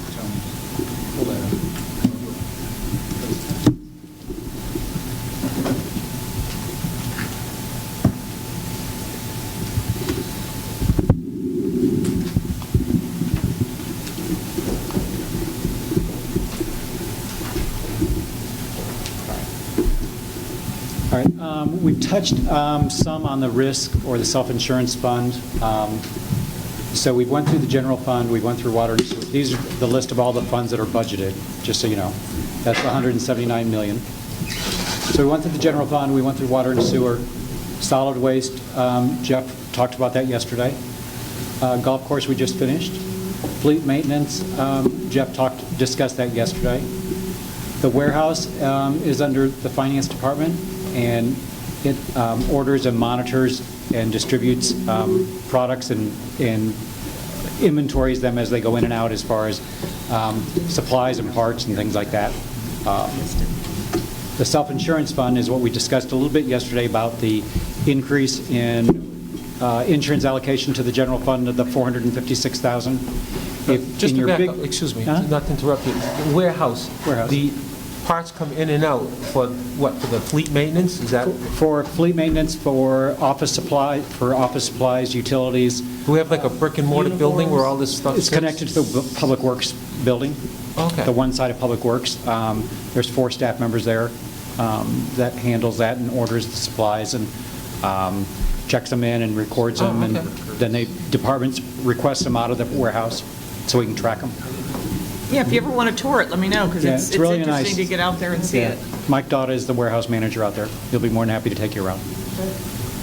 Your daughter? Mike Dada. Oh, Mike Dada. I thought you said your daughter. Mike Dada. Sorry. No, Dada. Sorry about that. So the self-insurance fund is $4.6 million. I don't have a presentation for it. It's in your big binder if you want to look. The increase is about $787,000 over this year's budget. The main increase is workers' comp self-insured losses that we pay. That increased about $1 million from last year to this year. Commissioner Costello asked a couple questions yesterday concerning that with Julie as far as where the increase is. We're able to answer any more questions if you have on it. It pays the premiums for our buildings and our property reinsurance. It pays the self-insured costs for workers' comp and liability claims. It has the legal costs that we discussed a little bit yesterday for those claims. And that includes the vehicles as well? Vehicle claims, yes. Not the purchase of the vehicles, that's over in... Correct, the driver's insurance. Yep. Excuse me, if we car go insurance. if we go to that employees med thing, where's that $600,000 of how much we have to spend located? For the clinic? Yeah, the clinic, that's it. That won't be located here because this is self-insurance for property and insurance. It'll be included within the general fund. The utility fund, it'll be spread out amongst the funds. And we'll talk, that'll come into probably the capital discussion later. The other funds that you adopt a budget for is this group here. So traffic safety is more commonly referred to as red light camera. And this budget is showing the fines that we receive from the tickets, and it pays for the lease payments on the cameras that we have at the intersections, the magistrate, and legal costs. It does not pay for employees. The employees are budgeted in the general fund under the police department. So is it I'm sorry. Go ahead. That contract will be coming to us at the end of August? Yes, the commission has a decision to make at the end of August. Depending upon that decision that the commission makes, this may or may not be revised. Because that the contract that the city's in with ATS has a one-time out clause where the commission decides, and we put them on notice, I believe it's October 1st. Deadline to opt out by October the 1st. The contract would end in December if we did that. Right. If you choose not to opt out, then it's good for 5 years. Okay. I'll save my comments when we get to the red light camera. Okay. All right. Thank you. Local option gas tax is a fund that we record the money we receive from the state based on the local option gas. It comes into this fund. There's two transfers out of it. One goes to the general fund and one goes to the capital fund. $385,000 or about goes to the capital. The $850 goes to the general fund. Public Arts is the fund that accounts for the Avenue on the Arts programs, and it's paid from the salary of our public arts manager, and Commissioner Costello looks like he has a question or Every time I comment. lean forward, you can almost tell, huh? I give it away. I'm just throwing this out there because I think it's a great idea. I don't know how but the water tower we have, the one that looks like the champagne glass, I would love to see that, not so much artwork, but maybe like lit up at night. I know a lot of the boat captains use it. It's a landmark. They're getting there. I think All right, I'm going to answer martini glass? You're ruining all the surprises. Yeah. Okay. The lighting that's on the tower now needs to be replaced. We are working with several companies right now to look at a more energy-efficient lighting system that could provide the thing that you're asking about. Okay, great. But we don't want to really say yet because we really don't have it to the point where we can announce it. That's fine. Okay. But yes, we are going to be doing some things with the tower. But since you're there, the lights, I'm just saying, like we have special things that happen, like with the pink lights, the red lights, will that be? Okay. The systems we're looking at will give us the ability to do things like that, yes, and others things. And reflect images and so forth. Yeah, we're going to be looking at, and again, it's a project we have to do anyways because I got to replace the lighting for it because it's required to, there's some lighting we need to do on it. So we're doing it as part of that project and looking at making it better. Slide to make baby. All right. The next one is Recreation Program Revenue Fund. That's the one that accounts for the programs that the Recreation Department puts on. Wally is here, I think. you have any questions? Aftercare program. Summer camps, Okay. anything that involves anybody paying the registration fee. Thank you. The next one is community improvements. This is, for most of you, is Octavia's fund that handles the SHIP grant, the CDBG grant, and the administration of those things. Cemetery, Jeff touched on yesterday. A cemetery, that is not what we get as income per year. Right. No. Okay. Part of it's the income, and then the expenditure of it to maintain the cemetery. Perpetual care, we call it, okay. Right, perpetual care. I just wanted to touch on all of these funds because we rarely spend any time on these. And the next one, and we've done utility capital improvements here. Debt service is where we account for the public service tax revenue that comes in, the $6 million transfer to the general fund from here, and the payment of the debt service on the public service tax bond that we have outstanding. So what we have left now is the capital improvements. Do you want to get them sandwiches? I don't know if we're through yet. Through yet? No. No. Mayor, do you want to consider a break, or do you want to keep going? We can go into capital now. If food's not here, I'd rather not take 2 breaks. Okay. All right, then I'm going to... So... But we will take a break after capital, regardless. So do you want to move into the capital in your book, your big book, is a 5-year capital program. Now, we're going to look at just the next year's capital program. If you look in your small book, the last 2 pages, and I'll put copies on the back table for the public.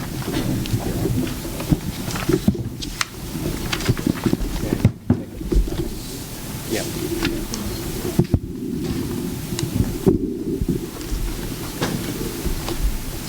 What we would like to focus on today, and Jeff's going to take us through, and we'll both kind of tag team it. What Tony's bringing up now is next year's, this 1 year's proposed capital program. We do adopt a 5-year, and that changes each year, but as we come to adopt the New Year's budget, we focus on the immediate next year. You've heard us over and over and over, like broken records, talk about the serious need of capital funding for maintenance of our facilities and parks and so forth. And we're sorely underfunded and don't have the funds available to fully meet our program needs. The surtax the Commission has supported will be a lifesaver to the city if that were to be passed in November. It would generate about $4.3 million a year for the next 10 years, which would literally fund our capital program as it sits today at about $44 million. Then allow us the opportunity to build those capital reserves again to continue on after year 10, obviously. This year's program needs that are in there amount to almost $6 million, and we have $1.9 million available to pay for them. So my executive team and myself sat down and went through what has been submitted in the budget and identified as needs and pulled out $1.9 million of what we see as priorities to be able to get funded this year. Should the surtax pass and we see revenues coming in, they would come in next March. We would be able to come back to the Commission, revisit the unfunded program needs, and amend our budget accordingly. So right now we can't count on it, obviously. We don't know if that's going to pass or not. So what I'd like to do is to kind of take you through the list, or have Jeff take us through the list of what we've extracted and what we think we can pay for. There's a lot of needs you're going to see. Our focus has been on, when you'll see numerous parks listed, is going to be restroom facilities that are in bad shape that I believe we need to sink some money into now. Sarah Sims Park, the beach, just about almost every one of our parks, the restrooms are beaten up and old and need to be rehabbed. So we pull that out as a priority. I'm going to stop from there, and Jeff, how do you want to? Well, actually, what I'd like to do is talk a few seconds, and then perhaps before we get into the projects, we go for the food and the beer, because we're really going to need to talk about some of these projects. The beer's later, Jeff, not now. Yeah. Well, I was kind of hoping they could have a few beers before we talk about the projects. Make an easier comment. Staff was actually disappointed in me yesterday because I didn't mention the word beer, so I finally got it into the comments. As the city manager alluded, when you talk about capital projects on a general fund side, you saw a few minutes ago the contrast of what the utility department projects are. Those are multi-million-dollar projects that there's very little discretion involved in performing those because we have to provide potable water, we have to provide wastewater. Those are essential services by the public, and ironically, the public doesn't see those capital improvements very much unless you're tearing up their front yard. For the most part, utility projects are out of sight, out of mind, they're buried. So you can have a multi-million-dollar capital project in the utility department the public doesn't see. But yet you can have a $5,000 need in a local park that can make such an impact on the perception of the public of how they believe that we're providing services. There is a great deal of discretion in this list of capital projects. Obviously, there are some projects and some work that we need to do, whether it's sidewalk repair, sidewalk construction, street maintenance, that are essential to providing the services of the community. For example, without decent or well-maintained streets, emergency operations can't proceed. You can have all of the ambulances in the world, but if they can't get down the road, it's for naught. But yet there still is some discretion involved. You can determine different levels that you may wish to have your roadways maintained. You can determine different levels and different locations where you may wish to maintain sidewalks. We talked in the operating budget about the maintenance operations of the Public Works Department. These are intertwined with capital. Many of the maintenance operations, such as landscape maintenance that we've heard about, can be built into the capital budget. So we have discretion as to what kind of that wow factor that we want to provide for the community. Many of the capital projects are necessary to perform city functions. In City Hall, for example, without a roof that doesn't leak, it can be very difficult to provide services. That said, if you have a roof that leaks, you can still provide city services just with a bucket on the finance director's desk. And we had that for quite a while. When we get into the projects, we do need your help on the prioritization of them, because a lot of the prioritization that you're seeing in this list on the proposed column versus the manager's recommended for the projects without funding were put together by us based upon what we perceive as the needs in the community. We don't have the final answer or the final market on what those needs are, and that's why we need your help to kind of help us to identify what's important to you, what you believe is important based upon what your constituents are telling you, because they tell you more than they tell us. So that's why we're going to need your assistance as we go through and we'll talk about the various projects. That's kind of my overview. We really need your help, but we're also hungry, so it's your pleasure if you want to go through this now or if you'd like to chow. I think we're going to have a chow, and then we'll go through it line by line. Good introduction. Let's go eat. Recess for 25 minutes.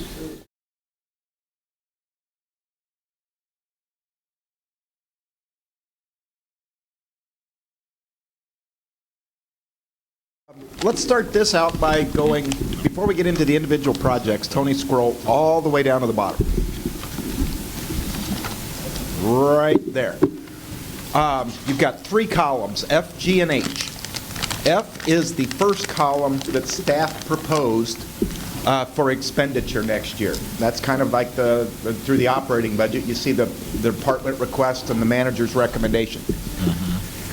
That proposed column is the first year of a 5-year plan. Frankly, from an engineer and from staff's perspective, the individual budget year is important, but it's not as important as the 5-year lookout and the 10-year lookout to make sure that you're maintaining your infrastructure in the long term. Tony alluded to the fact that the 5-year plan is in the budget document so that you can see future years. But we tend to talk about the upcoming fiscal year. So in column F, you're seeing that we have a total requested program of $6.2 million approximately. I identified, if you look right there on the total funding column, that the budget could support $1.9 million in expenditures. That's from a carryover from last year's budget of $800,000, basically fund balance. The gas tax that Tim referred to a while ago, that comes from the number of lane miles that we have and we get pennies per gallon. The public service tax comes from the state of Florida. And the Parks and Rec Impact Fee Fund, it can be used to fund new endeavors, new initiatives in parks. That adds up to $1.9 million. In column G above that, you'll see that the city manager's recommended amount is $1,897,000. That's pretty darn close to $1,903,000. So as staff, we went through and we prioritized the projects from column F to place them into column G. The big bummer of the day is that column H shows that we still have about $4.3 million worth of projects that staff believes should be funded next fiscal year. Jeff, not to interrupt you, but where did that balance carry forward come from, the $800,000? That would have been just the capital improvement fund, an estimate of the money that's going to remain at the end of this fiscal year. So there's money left over from last year, all the projects? And it was programmed to be, because the capital fund is simply a fund balance that carries from year to year to year, because you may have a year 4 years out that requires large-scale expenditures, much like the fleet replacement fund. That fund balance goes up and down, but your funding, it changes from year to year. So it's just a fund balance that's rolling. All right, question. Option gas tax fund, for every gallon of gas that's sold here in Boynton, we only get 1 penny? Yeah, there's 2 gas taxes. To really get into the specifics, there's a 6 cent per gallon and a 5 cent per gallon that we receive in Palm Beach County. Yeah, okay. So there's 2 sources, one's by local ordinance, one's by state law. We are allocated those funds by the number of lane miles that we have in our city. We do that every year through the League of Cities. We turn in our lane miles so that we're getting our fair share. Okay. Jeff, educate me here. The balance carry forward. Here we got where the proposing $1.9 million worth of monies towards projects. We really need $4.2 million. We're short $4.2 million. Yes. That's just basically like that every year, right? No, these are the first years that we're coming into this. If you recall last year's capital programming, when we discussed it in the budget, we said that we can get by in 15-16, but we're going to have a shortfall of several $1 million in 16-17. Next budget talks, there will not be a balance carry forward. No. Okay, that's okay. No. Thank you. Unless we have a lot of bake sales. So, no. I wanted to give you this because this has an impact on that general fund that we've been talking about. And we know that there's some minor infusion of dollars from the gas tax and from the rec impact fees and the public service tax, but for the most part, once you exceed those dollar amounts, we're talking all general fund dollars from here on out. And going from column F to column G was hard to do, even for us as staff, because there are some projects that we want to do, that we know that we need to do, that we had to move to column G. And there were ones that are to column H that we just don't have money identified. I said earlier we need your help. This kind of gives you an exercise that our staff team goes through once a month throughout the course of a whole year, because this capital plan is put together by representatives from every department in here. We sit and argue once a month or so about what's going to go in, and we try to prioritize between our own departmental needs with recognition of what others need. So that prioritization between departments is kind of done when you see next fiscal year's proposed column F. That's what we as a staff team have agreed to. Tony, you can go up to the top.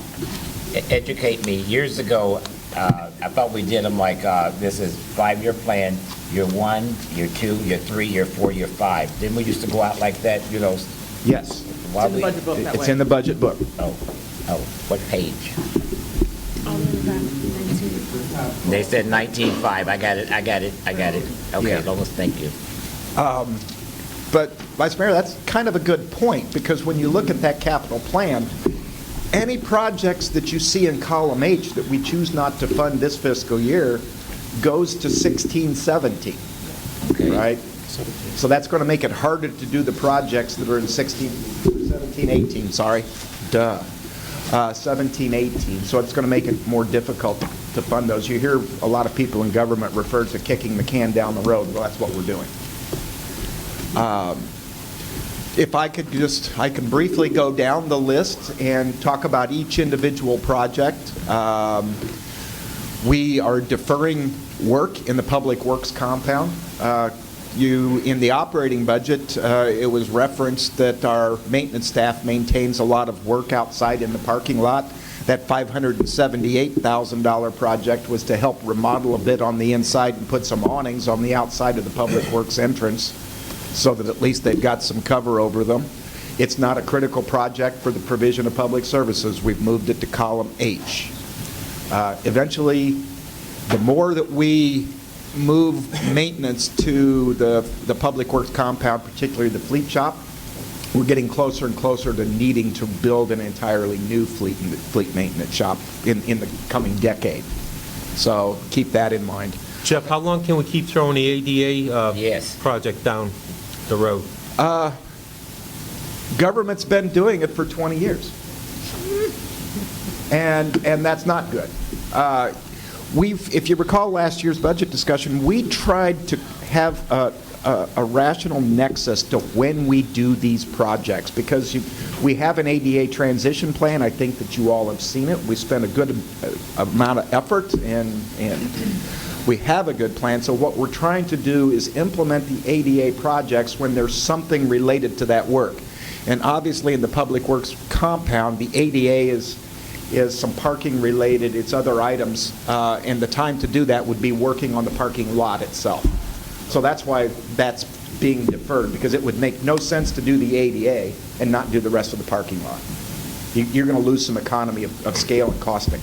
So the government doesn't say you got X amount of years to get these programs in place? And that's why we have a transition plan, because it's an outline of a plan of the initiatives and the endeavors that you'll take to complete it.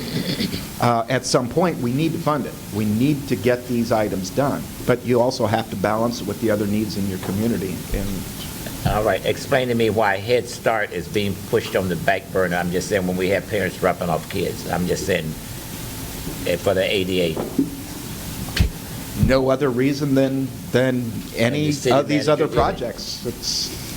We tried to put the monies into column G that we thought that we needed to get done. The Head Start we want to do next year. We would love to do.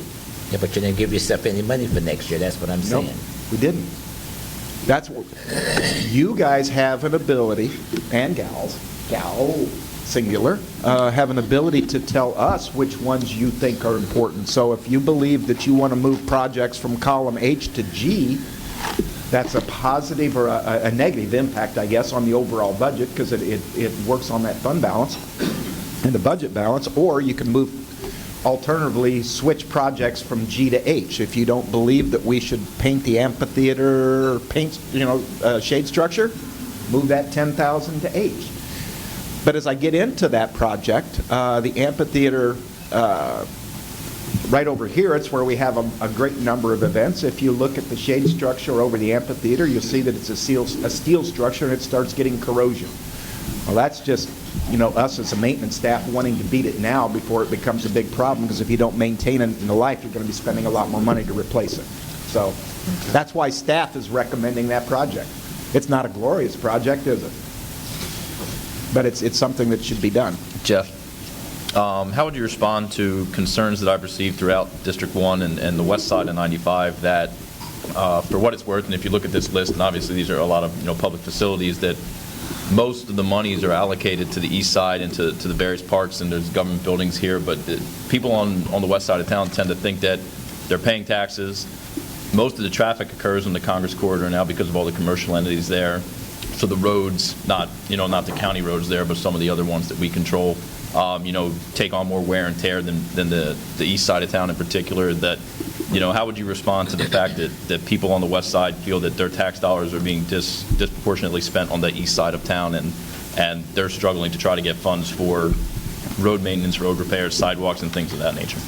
I guess the best way to respond to that, Commissioners, we don't even talk about that as staff. It's not part of our discussion. It's not part of our dialogue. We're looking at the infrastructure as a whole as to where we believe the dollars need to be spent based upon need. But that's what you can help us with. As I said earlier, you hear from your constituents more than we do. If there's a perceived problem that we need to identify or address, that's why we're here. Yeah, and I guess I would jump to that based on concerns that I've heard from a wide variety of communities, whether it's, HOA ungated or non-HOA communities, that they're looking for road maintenance on the west side of 95, particularly because they feel their tax dollars are being disproportionately spent over here. And I know there's a needs basis, but, some degree of parity between one side of town and the other in terms of expenditures, and then you add in the fact that the CRA acts as, an additional source of spending for the east side of town. I'd just like to point out as a representative for District 1 that I'm absolutely looking to push some of the road-related repairs or maintenance on the west side of 95 to a higher priority, because I feel like they don't necessarily need much or ask for much, but roads and sidewalks are kind of the absolute essential that they'd like to see maintained. Okay, I understand the position. You also have to remember that for the last 7 years, I believe it is now, we've not done a road maintenance program. So every part of the city has seen very little roadway maintenance other than utility projects. We as a staff will be in the future putting together a roadway maintenance program once we start that again. But we will be preparing it based upon need of the pavement structure, based upon the traffic volume. That's what we have to do as engineers, and that's being very blunt. Okay. I look forward to working with you on that and making sure that the west side of 95 gets some prioritization. Which side was that again? West side. Okay. All right, Jeff, I have 3 items that are, I guess, in column G. Second page, it would be the Congress Avenue barrier-free playground, the Fire Station 1 HVAC, and the Fire Station 2 paint building exterior. Is this for the Congress Avenue barrier-free playground? Is this maintenance or is this new equipment? It's new equipment that's adding on to the planned expansion of this park since its construction. If you go back down to the original area down at the bottom, what was it, 150,000? Yeah, 50,000 of that is the FERDAP grant that we were awarded in this past legislative session. So the balance of the 150 would, in this case, specifically come out of the Park Impact Fee Fund. So it's a little distinctive or separate from the rest of the capital. That's so. And is there a matching that we have to do to make? I think it's 50-50, but the equipment itself is 200. So we're recommending that we take the balance out of that reserve fund, the Park Impact Fee Fund. So does that make sense? We're getting money from we got money from the FERDAP grant, and so unless we spend our own money, we're not going to get the grant money. Okay. In the Park Impact Reserve Fund, the Park Impact Fee Fund, those funds cannot be used for the rest of the stuff that's on this list. In other words, you can't maintain bathrooms with it. You can't seal coat parking lots with it. It's restrictive to the actual expansion or improvement to a regional park or a specific neighborhood park, depending on the funding source of how it first came in. So. And is that 200,000 including the grant or not including the grant? It includes the grant. This is the So it's actually be expenditure. 150 out of that Park Impact Fee Fund. Okay.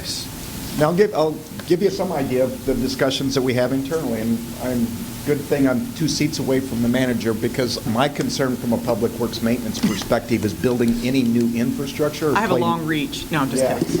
It means that anything that we build new that we don't have now, that means future staff and future commissions are going to have to find those dollars to maintain it. And then the other two was the Fire Station 1 HVAC. I know we replaced a couple of HVACs for City Hall, and that's, I guess, a separate structure. Yes. Of City Hall, and it has its own HVAC system. And we use the chillers. Yeah, it uses the same chillers, but the air handling systems are different, are separate, so we want to replace the air handling system. Okay. The issue becomes is that, what is the, if we only feel that the life of Fire Station 1 is 5 years, is that effective? What is the alternative if we wait a year or is the air handlers something that are required, that we don't want something to happen again like we had last fall? I'll answer that. Oh, I think your question is if we move forward with the town square. Correct. We're putting this in here because it needs to be done, because we can't go 3 years without it. Can we go 1 more year without it? We have to wait and see. So really the answer to your question is when we get a proposal and we have some dates and we know when this new stuff's going to be built, we'll look at this again. But if the new stuff's not going to be ready for 3 years out, we can't go 3 years without the HVAC in Fire Station 1. Could we go 18 months? Jeff and I would sit down and talk about that. And if we get a proposal to go 18 months, we wouldn't spend this. But is a big word. My gut feeling is you're 3 years out.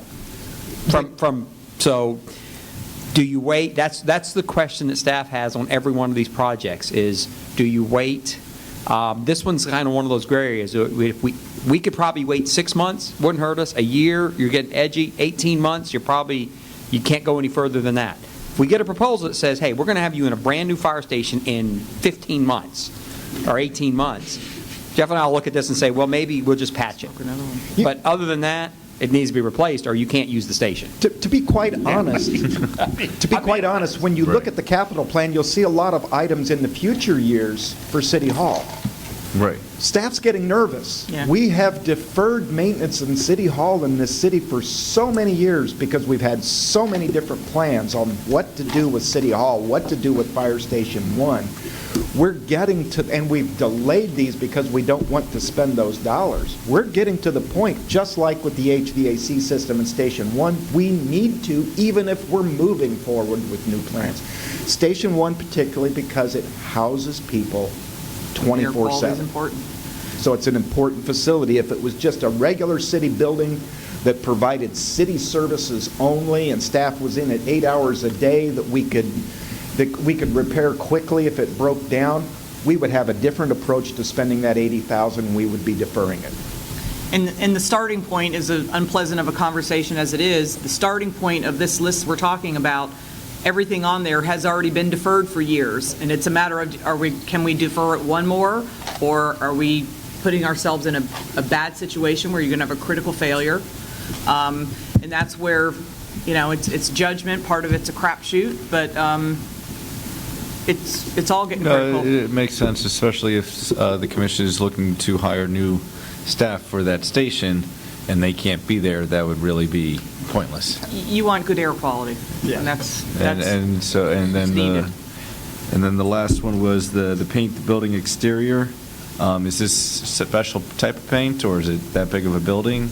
It's a fairly good sized building, and it frankly needs to be painted.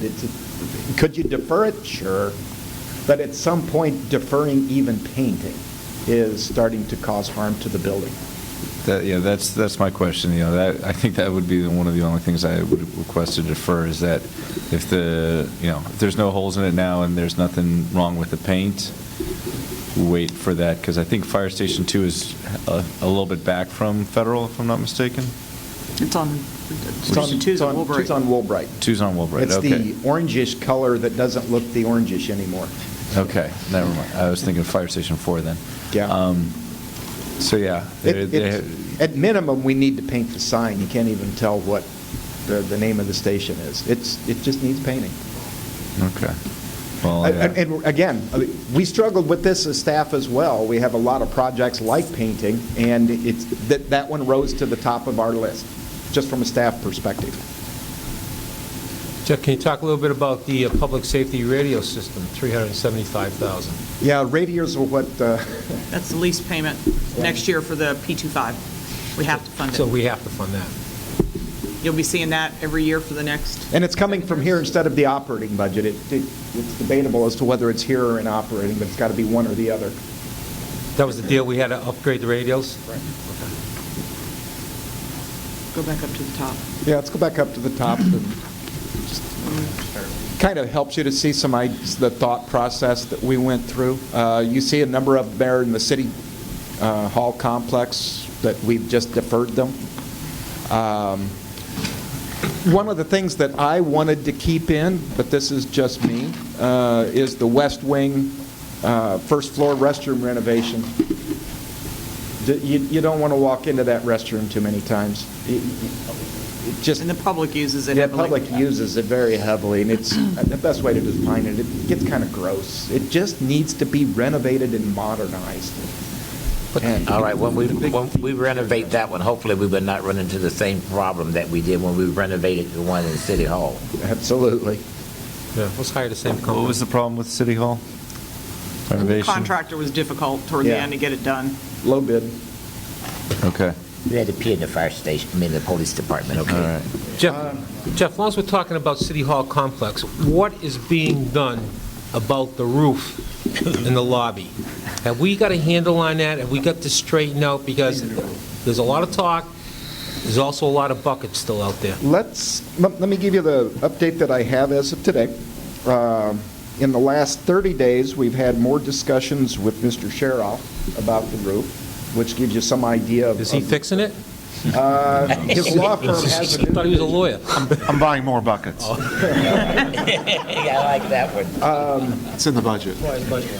Proactively, we do have a warranty on it, and the manufacturer removed one of the panels. I don't know if you noticed it tonight when you go to the commission meeting, look up, you'll see one of the panels is a very clear color versus the others that are discolored. So the manufacturer has taken one of the panels to figure out why it's happening. So we've got two initiatives going on, the vendor and the manufacturer trying to resolve it, and Jim's firm getting ready to buy more buckets.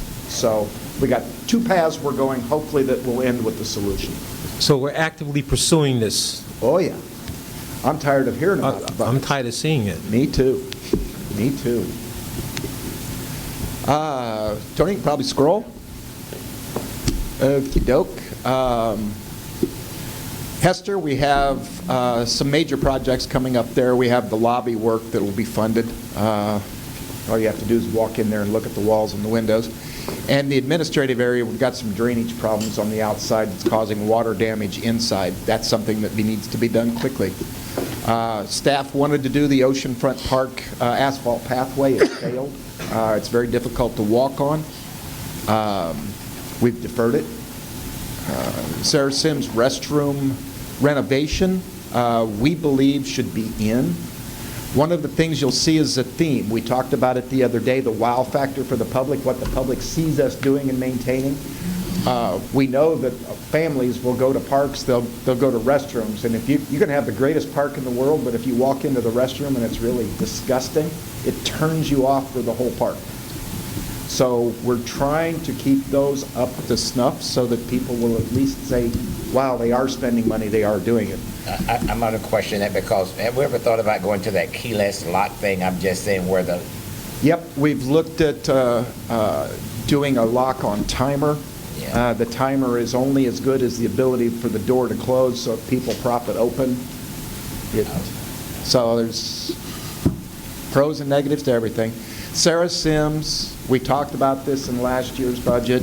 Sarah Sims as a park needs work. This is where in your other hats on the CRA board, you've got a master plan for a park out there.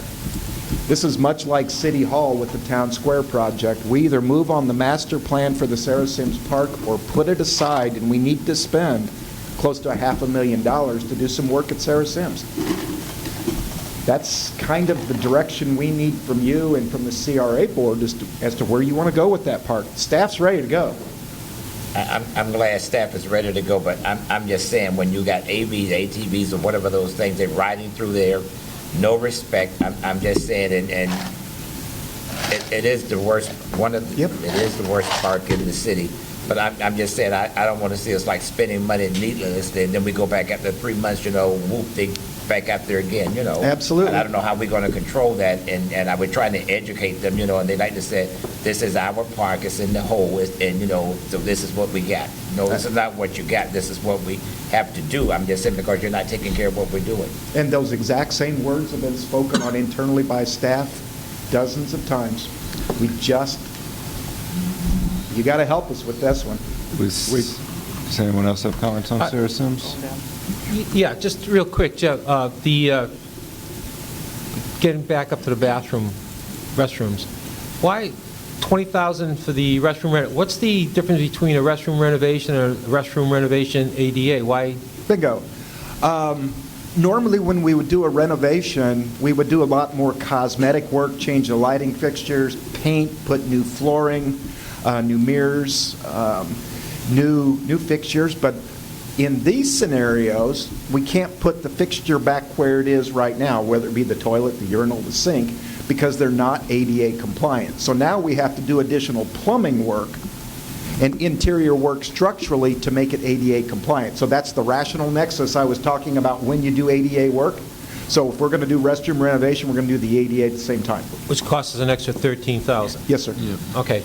And we've separated the ADA costs, related costs to our renovations purposely as a result of our transition plan to identify that should we get audited by the federal government on what we are doing for ADA improvements and accessibility, that we have it outlined in a plan.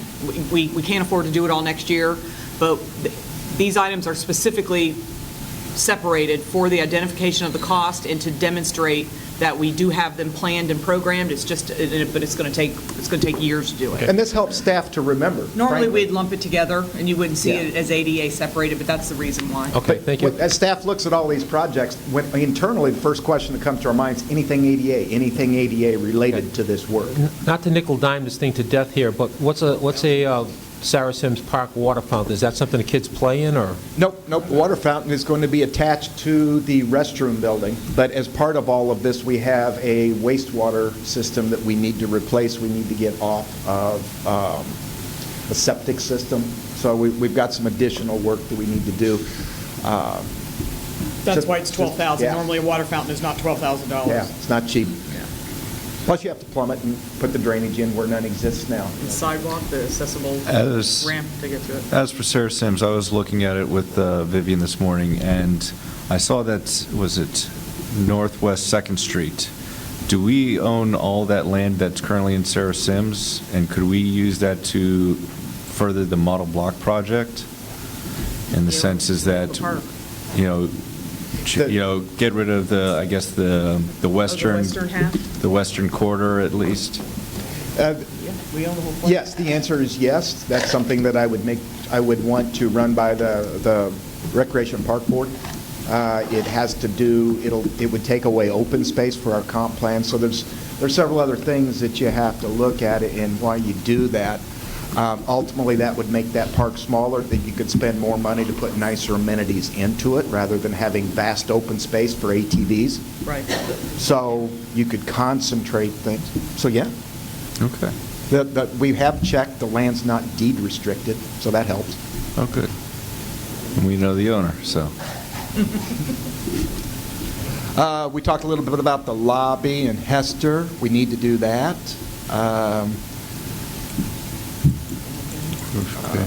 The Hester roof repair, we've got a major project for roof repair in the future, but we need to spend $50,000 around an air conditioning unit right over the top of the gym floor. So we need to do some work there. Everything from there down, the Mangrove Boardwalk, we talked about that last year for 3 of the newcomers. The Mangrove Boardwalk right over yonder, the aluminum boardwalk, great amenity built in the 1990s. was placed with galvanized pipe piling, and the piping and the piling started to fail. We noticed it about 3 to 4 years ago, so we started planning in our capital budget an evaluation. Well, last year we did the evaluation from an engineering firm, and we found that we do have a consistent failure in the piers because of the construction techniques and the methods and the design. We are going to have failure of that. I don't believe it's going to be catastrophic. I'm not ready to stamp that with my engineering license yet, but I am worried about it. We are going to have to make a decision soon as to what we want to do with that. Otherwise, we may need to close it. We're hoping, too, this last legislative session, we made it into the budget with our lobbyist and got the funding under a water project up to, it was $850,000 or $900,000, but then the governor vetoed it. And we believe going into the new session, we're thinking we're going to have a much better chance, a pretty good chance of actually maybe coming through with that grant funding. Or that it's actually legislative appropriation. So fingers crossed, we're going for it again. That'll certainly help if we get that 800 or 900. It'll help next year when we have to bite the bullet and get it done. And you'll see some other areas on the Mangrove Park project that we're deferring out. As you take your puppy for a walk, you can see some fence that's falling apart and some other things. We're deferring the restrooms. We're not going to do the restrooms if we think we may have to close the park. But also those restrooms may have 2 dozen people a day. Now contrast that with Oceanfront Park. We want to refurbish the restrooms already. We get more complaints as a staff because of the hundreds, if not thousands, of people that use the Oceanfront Park restrooms on a daily basis. So we think that we should be spending dollars there to continue to maintain them, to keep the public perception that we're doing a good job. You may think differently, but this is you're getting an idea of the way staff thinks. Hold on right there. I need to go back to Lori. What we're going to be requesting from Tallahassee, is there any way, there is a way, that we can get a list of what we're going to be requesting? Oh, we do that every year, sir. We'll be talking to Matt. We work over the summer, early fall. We'll probably come to the commission either late fall or early, well, actually before the end of this year. We'll be coming to you with our legislative priority list. The commission always reviews it and adopts it. And we'll do that again, and I'm going to put this water project right back on there and Thank you. let him go. Yeah, go for the money. Absolutely. Okay, go.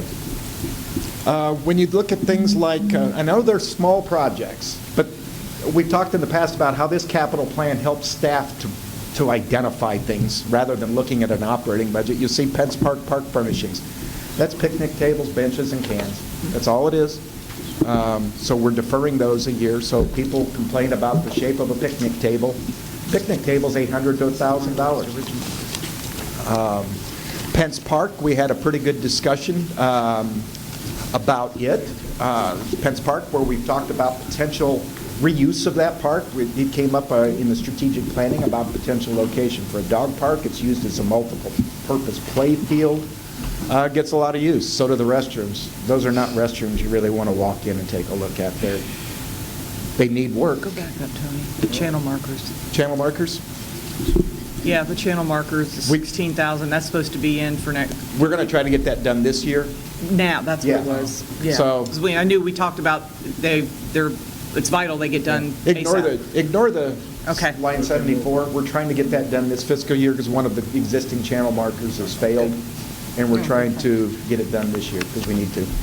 I have a question with the restrooms at Pence Park. Do you get as many calls as I do at Sarah Sims? I'm just saying closing before time.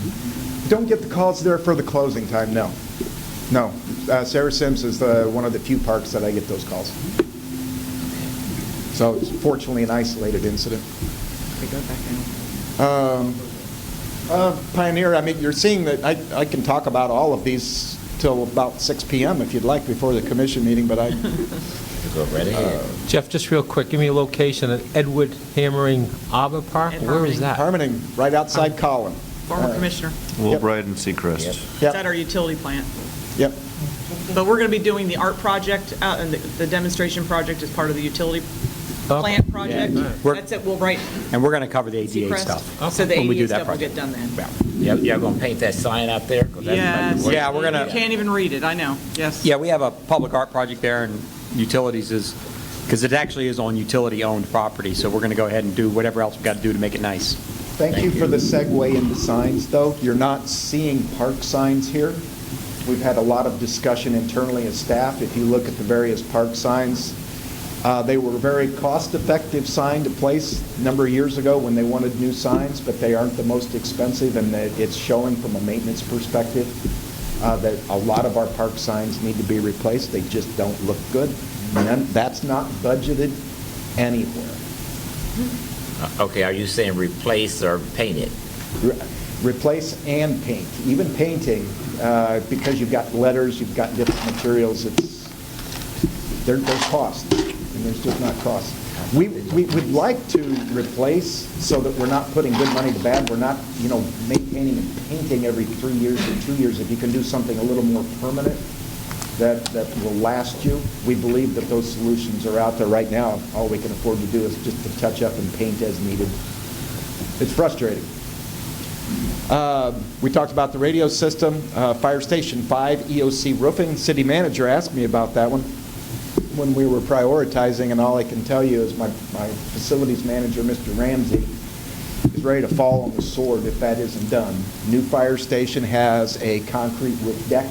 It has a membrane over that deck that has been punctured in several places by design, because we have the solar facilities up there. And so my facilities manager is very concerned about doing a seal coat on that roofing to extend the life of that roof system. Was that something that should have been paid mind to at the time you put? No, not necessarily. It's just something that probably coming up on should have 10 been. years old, isn't it? Probably should have been done a year or two ago. But it's when you have a brand new facility like that, you want to keep it in that kind of condition. We need to spend $500,000 on City Hall roof, probably more than we need to do the ceiling of the fire station. But if we can maintain the Fire Station 5 and all of our new buildings at this high of a standard now, 25 years from now, the people will be very happy that we did. Fire Station 5 is where we keep our emergency equipment, that's our emergency. It's our EOC. As well. Yep, you got it. We've deferred the kitchen renovations.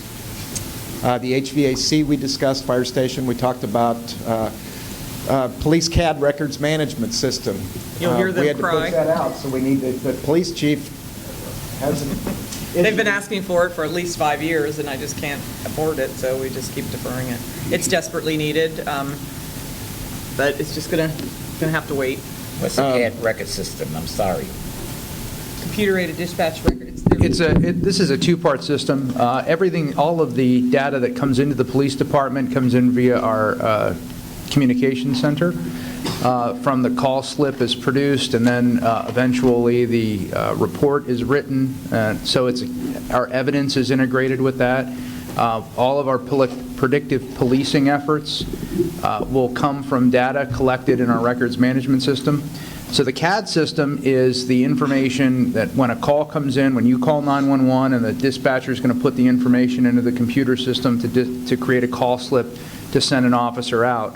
That's the CAD system. Also, if an officer is on the street, sees something that needs police attention and calls in with a radio, the dispatcher will have to put the information into the CAD system. The issue that we have with our current CAD system is it was state-of-the-art when we got it, but we got it in the early 1990s. And in order to get from one screen to another, you actually have to tab through. You can't even use a mouse to click on like a box where you want to put information. Very, very antiquated. It's time-consuming. And of course, our concern is time is of the essence in an emergency. So that's one of the reasons why we wanted to upgrade our CAD system. And then in terms of our records management, the records management system that we're using is also old and antiquated. The newer systems that are available now give us the ability to share intelligence with other agencies. For example, Boca Raton and Delray Beach, they use a system called OSSI. And as they put information into their system, that vendor allows us, if we were to have that vendor, to share in that information. And as you know, sharing information criminal intelligence information is very beneficial. And So, our goal, my goal is to fund this when we build if we build a new PD and get that I want to, because that 190, that's the first year of every year. several years. At least 5, Yeah. you know, you'd have to fund the 200,000 every year for 5 or 6 years. It's not just a one-shot deal, but when we build a new PD, I'm hoping to be able to roll that into maybe those capital costs and be able to get this accomplished. So the current system is based upon DOS programming? It's bad. Yes. Wow. I don't know if... But it works. I understand it works, however, DOS works, but... And unfortunately, those are the conversations we're forced to have now. That's the difficult And part. so the issue is that if we put in the, if we take out our reserves for the public safety, we will have to put this in the budget for the next 4 years as well? Yeah, what was your funding? Was it a 5-year funding, 190, do you know offhand? I believe it was a 7-year funding. 7 years. It's incredibly expensive. Yes. It is the central backbone of everything that we do as an agency, though. And so- Everything from inventory control of materials and equipment issued out to personnel, to internal affairs cases, to everything. The records management system is a centralized system for everything. We don't have that now. Now we track internal affairs cases on spreadsheets, Excel spreadsheets. So this actually centralizes everything we do. It would cost money, but it would also enhance efficiencies. Yeah, Boca just didn't they just upgrade to the OSSI or expand? It was $1 million at least, Yeah. $1 million or more. It's state of the art, 21st century. Does the fire department share in this too? Could they use the same system when they get a call? Is that? The fire department uses the CAD aspect of CAD it. aspect. Anytime a 911 call comes in, they create a CAD slip. But in terms of the record management system, they have a different function and a different need. This sounds pretty important to me. This sounds like this is where the initial contact is made between the problem that's out there and the police responding. Is this a system, Chief, that we could take, let's say we get it installed this year, is that something that can be brought into a new station, or does it have to stay with the brick and mortar building that it's installed in? No, sir, it's portable. It actually could go through. I think the manager's intention is to look at this as part of maybe the bonding process for a new station. Which could be 3-5 years. I mean, we keep talking those numbers like it's going to happen tomorrow. We all know, being practical, that's not going to happen. We just seem to be kicking this down the road. I think it should have a high importance place to it, personally. That's And totally you're why talking we're here. about- If you want to move that up, we can pull that back in, and then, we just have to rework some of the other numbers. The other issue is that you said we can be sharing data with our neighboring cities. Is Lake Worth is the sheriff's office. Does the sheriff share data as well? The sheriff does not use the OSSI system. They use another system. I believe Motorola created one specifically for them. However, we do the majority of our work with Boca and Delray as a South County hub of municipal law enforcement. We do have a LEX program that the county is working on where agencies are efforting the process of sharing intelligence information, but we are still not up on the LEX system to contribute to that because of the antiquated nature of our records management system. And we're one of few agencies in the county that doesn't contribute information. And we have a lot of good information to contribute. And so the other thing, my question is, do you know of the other cities that don't have the OSSI? Delray just went to it too, didn't they? Delray has it, Boca has it. There are some cities that don't have OSSI. That's just one manufacturer of a records management system. But in the research that we've done, we feel that that's the most comprehensive and effective system that's out there. And what would also the training costs be? Is that included in the 190? Yes, sir. That's all inclusive.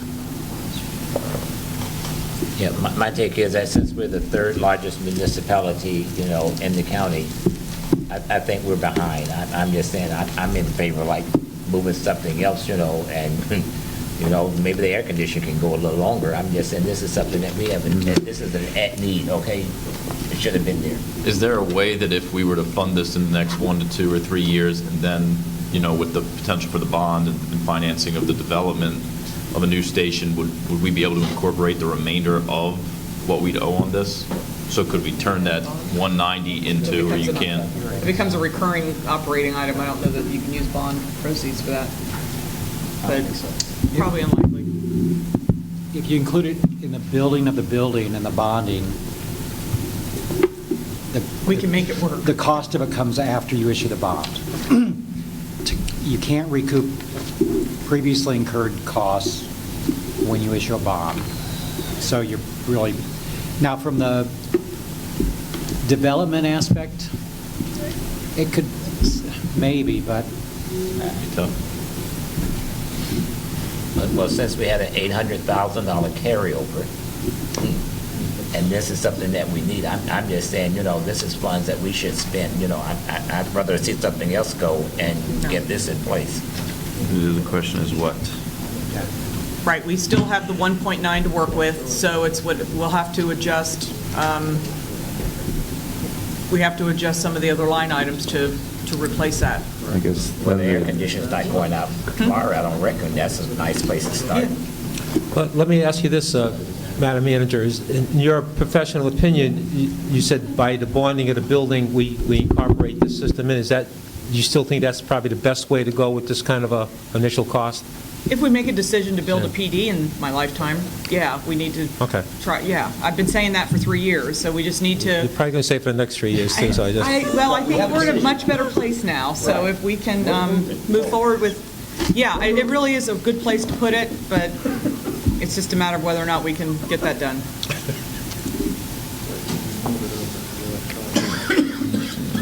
So by putting the 190 back in, we're 184 short on the capital.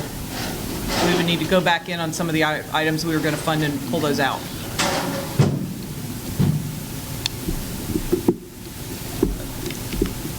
I probably would start with some of the bathrooms. I mean, I know they're gross and so, but maybe that's what we need to, if that's what the desire of the commission is.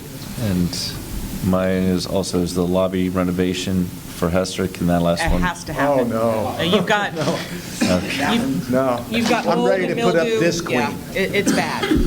It's literally, I would say, it's going to be unhealthy to allow the public, let alone our employees, to be in there. It's bad. Yeah. I mean, the other thing the commission has to look at is whether we were raising the millage rate because of the past of the kicking of the can or the fire assessment. I'll state it again. I'm going to state it every time I get the chance. I have zero intention of voting for an increase in the tax millage or the fire assessment. That's just putting that out there. All right. Well, we got one against. Against what? Against raising any millage rates or fire assessment to pay for some of the things that the city needs. Because there's no other items here that looks like we can take off. With, the Congress Avenue barrier-free playground, Jeff. a majority of that is Jeff. a grant. Use your brain. Where is it? Where can we cut something and put this in? I'm not saying that you already don't. Let me clarify on that. You're a very smart man. Help us out here. How can we fix this? See how well Colin thought this out. Take your time. Find 190 somewhere in there. Yeah, there's none. Okay. Well, Colin made a comment. We've got, 70 grand in the West Wing restrooms. You can take those. So Tony moved those out. Where do you want to go? 70 in the West Wing, plus the 88. And the reason for that, again, is we're moving forward with an RFQ Take those out. to move forward. And yes, they are nasty, but they work. So, A bit nasty, they'll stay nasty. We'll just provide nose plugs. now, when I say nasty, they are cleaned every day, so it's not that they're... Febreze. Spray some Febreze in there, Not that simple. Can we put some artwork in there, I guess? There might be some in there. We could. You could do the amphitheater paint. You want to hold off on the amphitheater? Not that, again, not that Town Square is coming online for another couple of years, but are there items on here that you could identify that relate to Town Square City Hall that if they waited against some of them, like the HVAC for Fire Station 1? They've all been pushed up. They've all been weighted, and we just keep moving them. But yeah, I think the amphitheater, Jeff, what do you think about taking the... We got another one. Right there, Tony, you're on Street it. improvements? The sidewalk replacement. We've always been in the range of 75 to 100,000. This is the first year that staff has ramped it up because we have a lot of sidewalk in our community that's failing. But when you talk public safety, you've got public safety as it comes to their ability to walk on sidewalk without falling versus public safety in the police department. That's a balance. Hold on there. Hold on there. Well, okay? I was going to add to that. Again, There's no new sidewalks planned here. Right. this is replacing existing. What's failing. We are doing a big chunk in the utility projects when you do the neighborhood improvements. So we are doing a big chunk there that's funded someplace else. Last year, we spent about $100,000. Clarify, Colin, before you go any further, this has nothing to do with the Forest Park sidewalks that I was asking for, correct? This would have to do with additional sidewalks in Forest Park, but not anything that's there or connecting the joints. So We've yes, already agreed, yeah, within the utility project, we've already agreed to connect all the missing sidewalk points. This would pay for more sidewalks in there. Right now, this is just to pay to replace broken sidewalks that are out there right now. This is not new. Last year, we spent, Jeff, help me out, I think it was about $70,000 on new sidewalks in Central Seacrest Phase 1. We would still probably do that and add new sidewalks in the Forest Park, sorry. I'm trying to get all my neighborhood straight. Forest Park neighborhood, because that isn't, if you look around the city, that's the one place that we don't have the sidewalks going to the school. So we want to do that. But we have $400,000 there. If we took the restrooms out and 120 out of this, we still have money to do that project and start a sidewalk replacement project that we need to start. So we can still do it, just not as much as we had planned here. So the question is where's the importance? So it's not to say we won't do any. We have a priority to do 14th and, help me out here, 12th. What's the street going this way to the school? 3rd Street? I think it's 3rd Street. Yeah. So those are going to be in the project and funded. So the question is this is to replace sidewalks all over town. If we took $120,000 out of that $400,000, we just replace less around town this next year. But remember, last year and Jeff, how long, when's the last time we've replaced sidewalks? We've done some in-house, but on an emergency basis, but a contractual, probably 8 years. Yeah, 8 years. So we're actually still, even if we reduce this, we're starting the program, which is what we want to do. We want to get these programs, just like the streets, we want to get the program started so we can start recreating our routine annual improvements that we do. So whether it's $400,000 or it's $280,000, it'll still allow us to get the program started and get the sidewalks done that we need to get done this year for Forest Park. Just to clarify, hold on. Just to clarify, with what you mentioned with what we went ahead and forwarded to the county saying that we're in favor of the increase, correct? Correct. If that were to be approved, the rest of the county votes on it and goes through, it would fund the other sidewalks that need to get done? It but would fund everything in this budget. But it would not be able to fund this CAD system, correct? We wouldn't be able to use those funds? The 190, it's actually, well, yeah, it's in capital, so it would, I submitted our entire 5-year capital program as it sat 6 months ago when they asked for it, and said, here's our backlog. And that's what that it actually amounted to about $44 million, and the surtax would generate 43. But yes, those things can be paid for by that. So if we go ahead and adopt it now, we can get some assistance with the rest of the $200,000 that we would be paying for the next 5-6 years?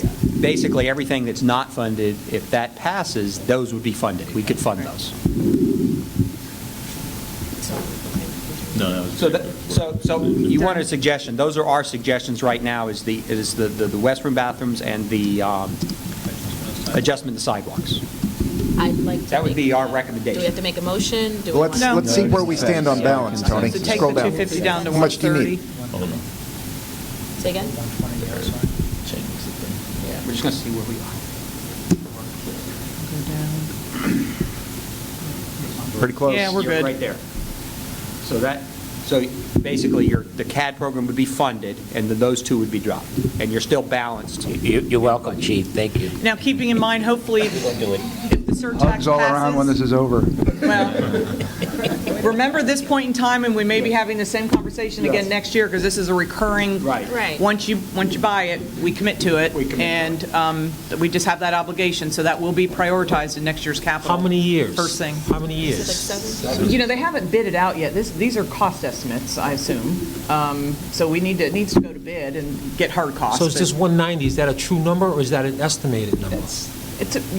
You got a quote? That's a very, very liberal estimation. So it could be, when you say liberal, Chief, you mean on the higher end? Yes. Okay. How high? Yeah, like how much can we say? I could pick up 50 grand or 40 grand here. You got to work with me. My experience is it's not that high. Okay. It's not that high. Okay. I had to ask. Not that liberal. It's not going to be any higher than that. Just testing that my same questions that come up, same answers, if they don't. Chief, just don't walk on any sidewalks around, okay? Ooh. Oh, burn. Yeah, all right. Jeff. Go ahead. So you can imagine the CIP meetings, how heated they get. Those CIP meetings Need to hire a internally. referee. Okay. All right. Well, I think if you want to go from top and just glance down through to see if you're good with what's there, and I think we're good. We already went through it once. you good? Any other comments? Yeah. Wasn't too terribly painful. Now, remember when you're doing this, that we've also identified $5 or $6 million to spend next year that's not budgeted, so we've just deferred $4 million from here to next year. Now, some of the big things in next year, we had in the current capital plan, former Commissioner Fitzpatrick was here talking about Kids Kingdom. In the former capital plan, or in the current year capital plan, we've identified $300,000 to do something with Kids Kingdom in 16-17. You don't see it here. Staff has pushed it to 17-18 because we don't know what's happening with the town square. Okay. Jeff, also... But it needs something There bad. are some critical failures over there, and I think we're spending $20,000 this year now to fix some of those pieces to the playground. We have slowly removed many elements that have failed in the playground. And we could be having a whole different discussion if, and I know it's all speculation, if that 1 cent sales tax passes, we'd be having a whole different discussion next year on capital improvement budget. So let's keep our fingers crossed and hope for the best. And toes. And toes. And vote. Yep. Yeah. Good. Okay, thank you.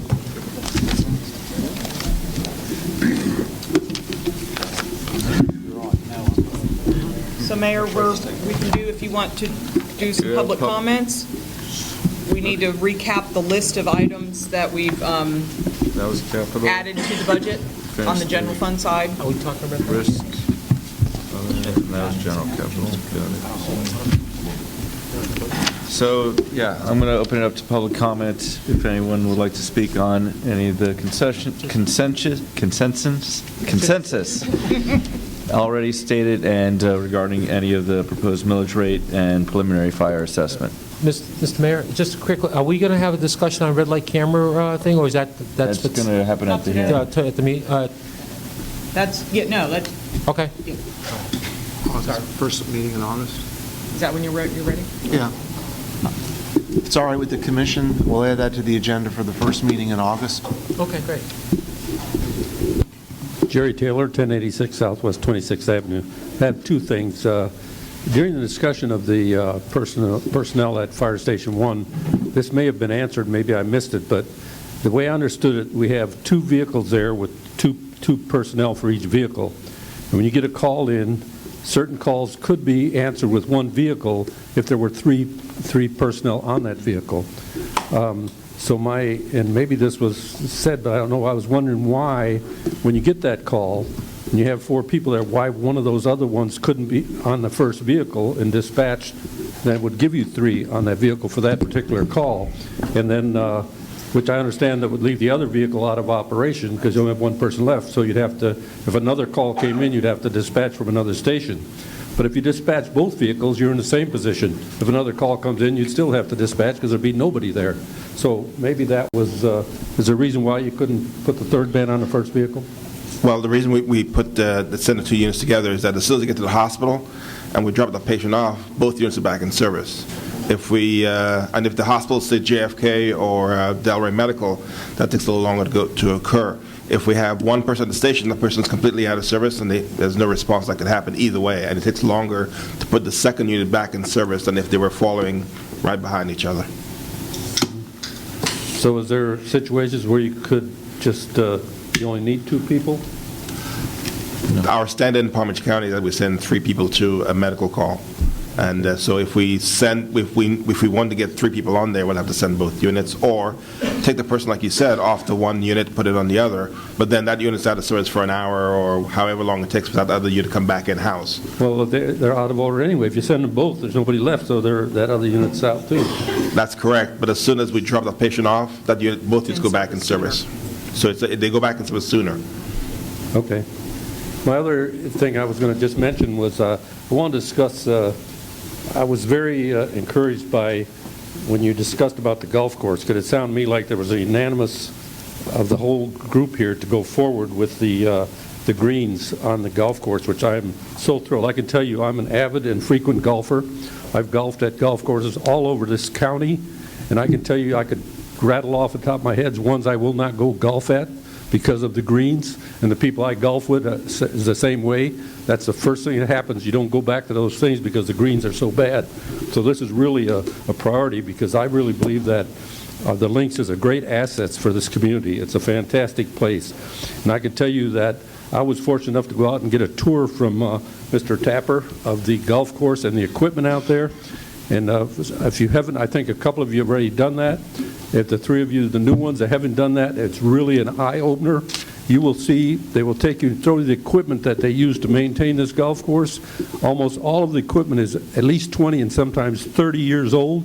They have a man working constantly, take 3 pieces of equipment to cannibalize pieces to make one piece of work that they can use to maintain that golf course. So that's something they got to really work on and get. And what happened there, I think, is the golf course over the years has always put in thousands of dollars back into the general fund. It was a money maker for the city. Now in the last couple of years, this has caught up with us, and the reason they were, I really think I could make an argument that past management was so enthralled about putting the money into the capital, back into the general fund, that they kind of let go on the maintenance of the equipment. That's why the equipment's in such bad shape now. It wasn't maintained because the money went back to the general fund. So, but I can tell you, you go out there and you see, if you take that tour, you will see what they do out there with the people they have, that most golf courses contract out. Our people are doing it. They're providing the manual labor themselves and not contract out, saving lots of money out there. So you just got to take your hat off to them. I really think that I hope that you will go forward and not change your mind and stick with this. This is an asset for this community, and these greens need to be done. I love playing at the links. It's a fantastic course, and I think a lot of people feel the same way. Thank you. Thank you. RSL 1711 Wood Farm. I'm going to echo what Jerry just said, former mayor. I've been up there. Last year or 2, I can't play golf because of circumstances. Ron gave me a tour of the place. It's fantastic, and I hope you do go through with it. But I did everything that Jerry Taylor said. It's no ifs, ands, it's a no-brainer. I thank you and see it through. However, on another note, you know, there's an old adage, pay me now or pay me later. And it looks like we're going to be paying later. In my community, we're redoing 2 bathrooms in our clubhouse to a tune of $44,000, 22 each. Okay? You have to do the bathrooms in this city. It's a public health risk. You have to do the bathrooms wherever it has to. The fronts, the parks, wherever. People that come into the city, go in there, they'll never go in there, and it's a bad mark. You have to do the bathroom. I don't know where to start. I got a list here. First of all, I'm going to start again. Many years ago, and I've been down in these budget meetings at least 16, 17 years straight. I don't think I missed a one. Previous commissions reduced the rates, and Jerry will attest to this, to 6 7/8, 6 5/8, the millage rate. And gradually, that's what put us in trouble. That's what put us in trouble from previous commissions to look good to the general people of, look, we cut your taxes. It don't work. As time goes on, we need more money. My community, for those bathrooms, we were assessed $250, a payout of 3 months. We don't get a choice. Either you pay it or they put a lien on your home. We have to maintain our city so that we attract business, keep the people, and provide the services which people expect. We want to keep our police force. No, not even a conversation I want to have. That's a must. The fire department, sanitation, all the agencies. I don't want to go outside. If I do, I'll move to a county home then. We have to pay, and a millage rate, whether you like it or not, you pay me now, you pay me later. I know you want to keep the taxes down, and you do have a tough job, and I also thank you for what you're doing. It's not an easy job. The millage rate's got to go from no less than 7.9 and maybe to 8.1, 8.2. Don't laugh at these rates. It has to. If it goes up to 8.1, it'll bring in $1 million or close to it. Don't be short-sighted. I'm getting patient. Where's my downtown? The city hall where these people work, okay? We're pouring in good money into a bad situation. That has to be thought over too. We have to get a police station. We have to maintain what we have. We can't go Peter to Paul, so to speak. Where's my downtown? Many years. I've been here 18 and a half years. I'm still waiting for a downtown. Also, I'd like to ask a question. What will the 1% tax, I think Commissioner Katz, I spoke to you yesterday, if it does go through, it'll bring in what, $4.5 million to the city? Excuse me? $4.3 million, I believe. How much? $4.3 million every year. So that's it. So I'm for it. We got to bring it in. It'll help us. But the capital at $6 million, not enough. We took out $300,000 good dollars to fix the greens, which got to be done. You did the right thing. The payback will come in. But we take this and we transfer this and we raise the millage rate. You can always go down, but you can't go back up. I think I spoke to one of the new commissioners about that too. You go up. People in this city have to realize that they got to pay to keep the city. Everybody wants the police force. Everybody wants this. But you're going to have to do what you have to do, and then you got to raise the millage rate. There's no question about it. As a citizen, I don't want to pay any more taxes. I love my city. I've been in every department, on a golf board, the cop patrol, the library. I even helped when I was on the library to build this library. Thank you for your comments. Excuse me? Thank you for your comments. Okay, but this is what you got to do, okay? And otherwise, you're going to be in serious trouble with the public if you don't. Mr. Suss, as the next speaker is coming up, I just want to point out that you did serve on our golf advisory board, and we was doing A-OK when you was there. Thank you. Yeah. All right. Thank you. I'm Susan Ware, 140 Southeast 27th Way. I've got 5 things. First, thank you to utilities for giving us 23% of our revenue for the city. But I'm wondering, when we take in all these other cities to supply their water, are they paying the same amount or more than us, or are they paying less than residents of the city? Because I'm wondering if maybe everyone should be paying more than the residents, just on the mere principle.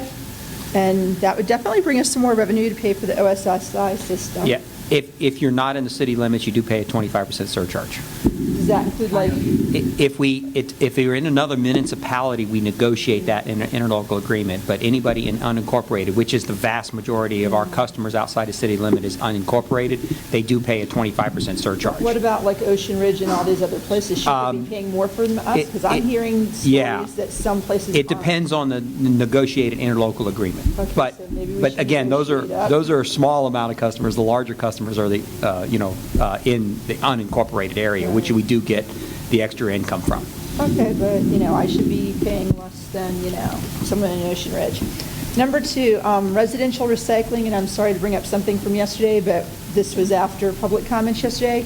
Send Stephanie, your amazing person, to the neighborhood watch groups, because I know my neighbors don't recycle properly, and I actually went out and apologized to my recycle guy, who picks up and said, please understand that this is not me, because I know how to recycle, and he laughed and said, I can tell the difference when they dump their trash in with yours. So I'm out there in the mornings picking through their recycling to get it right. So please send Stephanie out to educate everyone. You laugh, but I'm a recycler. Number 3, you guys talked about AVLs yesterday, the auto vehicle location things that for the garbage trucks. Is that being used for the terrorism watch in any way, shape, or form? No, it is not. Okay, because I know that overall, they look to garbage as one of the first ways to monitor terrorism in the United States. Our garbage men are on the forefront, and I wasn't sure if this was going to help in that process. Okay? The technology's improving all the time. Yeah. We don't- Yeah. It's a well-kept secret. Jeff is a director of Homeland Security. You never know. He's on a witness protection. I asked because I read stuff, so I thought I would ask. Number 4, the OSSI upgrade. Have we looked at shifting, some of the ADA compliance on these bathrooms to, one more year so we have money for all of this? Because this seems like an absolutely necessary thing that I am 100% for. Also, have we looked at some of the bathroom situations at these parks, maybe getting the high school kids who need to do community service and some of the local clubs like Kiwanis, Lions, whatever, to maybe sponsor a bathroom or come out and do it as a community service project? That might be a way to get some of this done, but yet to make them beautiful, but yet to solve our problem and have money freed up. So, That's a great idea. yeah, you never know. great There are idea. groups, there are Yeah, high for school kids who painting and need stuff the like that. service hours. Mm-hmm. And my last thing is, let's see, if we actually do end up moving the police department to another part of our city, what's going to happen with the south end of the city? And I love the fact that when I call the police, they are out there in 2 minutes or less, whether I tell them my name or not, although I do get about 30 seconds shaved off if they know my name. But we have Forest Park, we have Seacrest Estates, Gulfview, Harbor, Chapel Hill, the whole Bethesda area. If you are moving further north, the south end where all these single-family homes are not going to get serviced properly. And I am the first one to call, since I'm the one who started my neighborhood watch and stay on top of all that. So that is something to consider when you guys go to move the PD is, I want my servicing because you're going to hear about it from me. Just if I could respond, just as a point of edification for the general public, we, as the police department, don't deploy from the station like a firehouse would. We deploy at the beginning of our shift to specific geographical locations throughout the city. And so the service level that one receives, no matter where they are in the city, should be the same as anywhere else in the city because we are deployed to specific geographical areas throughout. Okay, I just want to make sure the level stays the same. Yes, ma'am. Thank you. Thanks for clarifying that, Chief. Good afternoon. Harry Woodworth, 685 Northeast 15th Place in Boynton. Just a couple of comments to start with. I spent my whole life in public safety communications and thought I understood the system in Palm Beach and Tri-County, the cities down in the south, since I installed most of them. I was appalled to hear we were using DOS-based CAD system. Good call, guys. Can't believe we were even still doing that. So anyhow, we got to get that upgraded. We kicked $4 million down the road here. I didn't hear a lot of conversation about it. I guess one of the things that we all got to understand is there's nothing more expensive than deferred maintenance. I've run factories. In fact, I ran part of the Boynton factory for a long time. You can't spend more money than deferring something. This list was $4 million, whatever it was when that slide closed. It grew while we were sitting here. The longer you wait on this stuff, the more it costs. If you think a leaky roof is, whoever punctured holes in a membrane roof ought to be taken out and whipped I'm sorry, I've been on a lot of membrane roofs. It's not that bad as it sounds. I've but been on it's a lot just of membrane issue. roofs in my life, and every building manager I've ever been on said, you punch a hole in that roof and I will throw you off of it. Those things come with warranties for a reason. You can't punch holes in them. But anyhow, that aside, once it leaks, it costs more. It costs more every day, every week, every month. So this $4 million we just kicked down the road is probably up as we sit here. It'll be up again next month. It'll be up next year. Can't keep kicking this down the road, folks. I mean, there's stuff in there that has to be done. You extracted a couple of severe examples, that greens thing. I mean, I don't know much about golf, but a friend of mine came from Wales, stays with me every year for a little while, went out there golfing. First thing he did, came back, said, greens are awful. And this guy's golfed on any golf course on the planet you can name. That's what he lives for. He drags golf clubs all over the world. So, I mean, we can't keep kicking $4 million down the road. I mean, there has to be a plan. I appreciate the fact the sales tax is going to produce $4 million. And that's fine. You can wish in one hand, see what happens. But I would encourage you, if we hope that's going to happen, expose the list that you had up here, because there are 4 civilians or 5 or 6 citizens maybe sitting here today that looked at that list and saw a whole lot of things on there they can identify with. The rest of the community doesn't have a clue. The county has done a horrible job of publicizing what they need that sales tax for, and they just trashed themselves again this week with that fiasco with the school board guy that screwed up the busing that now makes more than anybody working there. I mean, you can't keep doing that and expect that the tax to pass. I talked to a lot of people at a lot of meetings, and right now, I'll tell you right now, I wouldn't put money on that passing. And if people are thinking that's passing, they're looking at something I'm not talking. I mean, I talked to a lot of people. That thing is not going to pass unless somebody starts communicating what in the hell it's for. People have got to know what you need another 16% tax for. And as far as raising the millage here, I don't think anybody would mind the extra couple of bucks, but you got a huge credibility issue because nobody's touched that pension hole. That's a sinkhole in our budget. It has been for years. We've denied it. Well, guess what? In about 10 years, we'll be paying more in pension costs than we're paying in salary. It's not going to go away. So I know it's the third rail. I get the politics, and I love firemen. I love policemen. I worked with them for 40 years. But you got to fix the problem, folks, and it gets more expensive every year.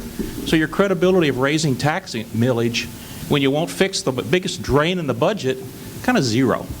I mean, address them both if you have to, but you can't keep pretending you're not going to, you don't know that you're leaking money down the pension hole and add the millage. It doesn't work that way. So anyhow, that's all I got to say. Thanks. Harry, just for clarification, I believe it's in the budget this year that the city manager is going to hire a actuary to go over the pension, talking about pension reform, getting some numbers from our, and so we have a start on that. We have a handle on it. You're not going to have credibility raising millage as long, and the whole world knows that that pension thing is going to hit us. It's just a matter of time. And we are addressing that. Just want everybody to know I'm sorry. I'm donating to the library as I do every year. All right, thank you. Seeing no additional public comments,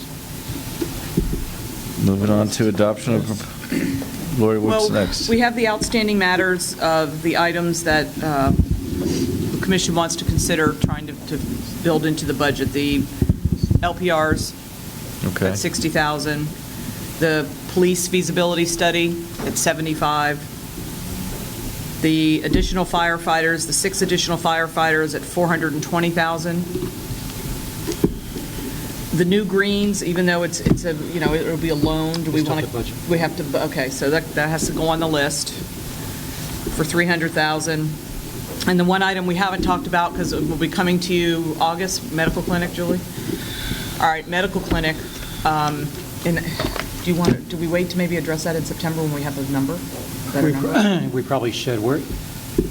As you know, we went out to RFP to look at a medical clinic for the employees.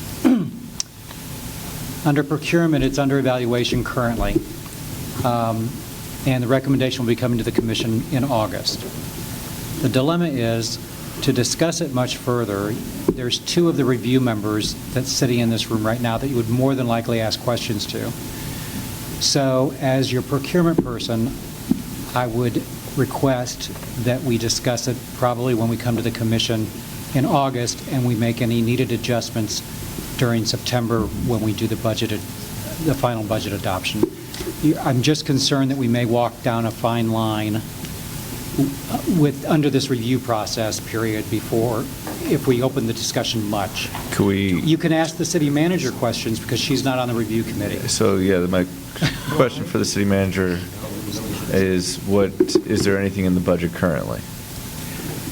There's nothing in the budget currently specifically for the startup of a clinic.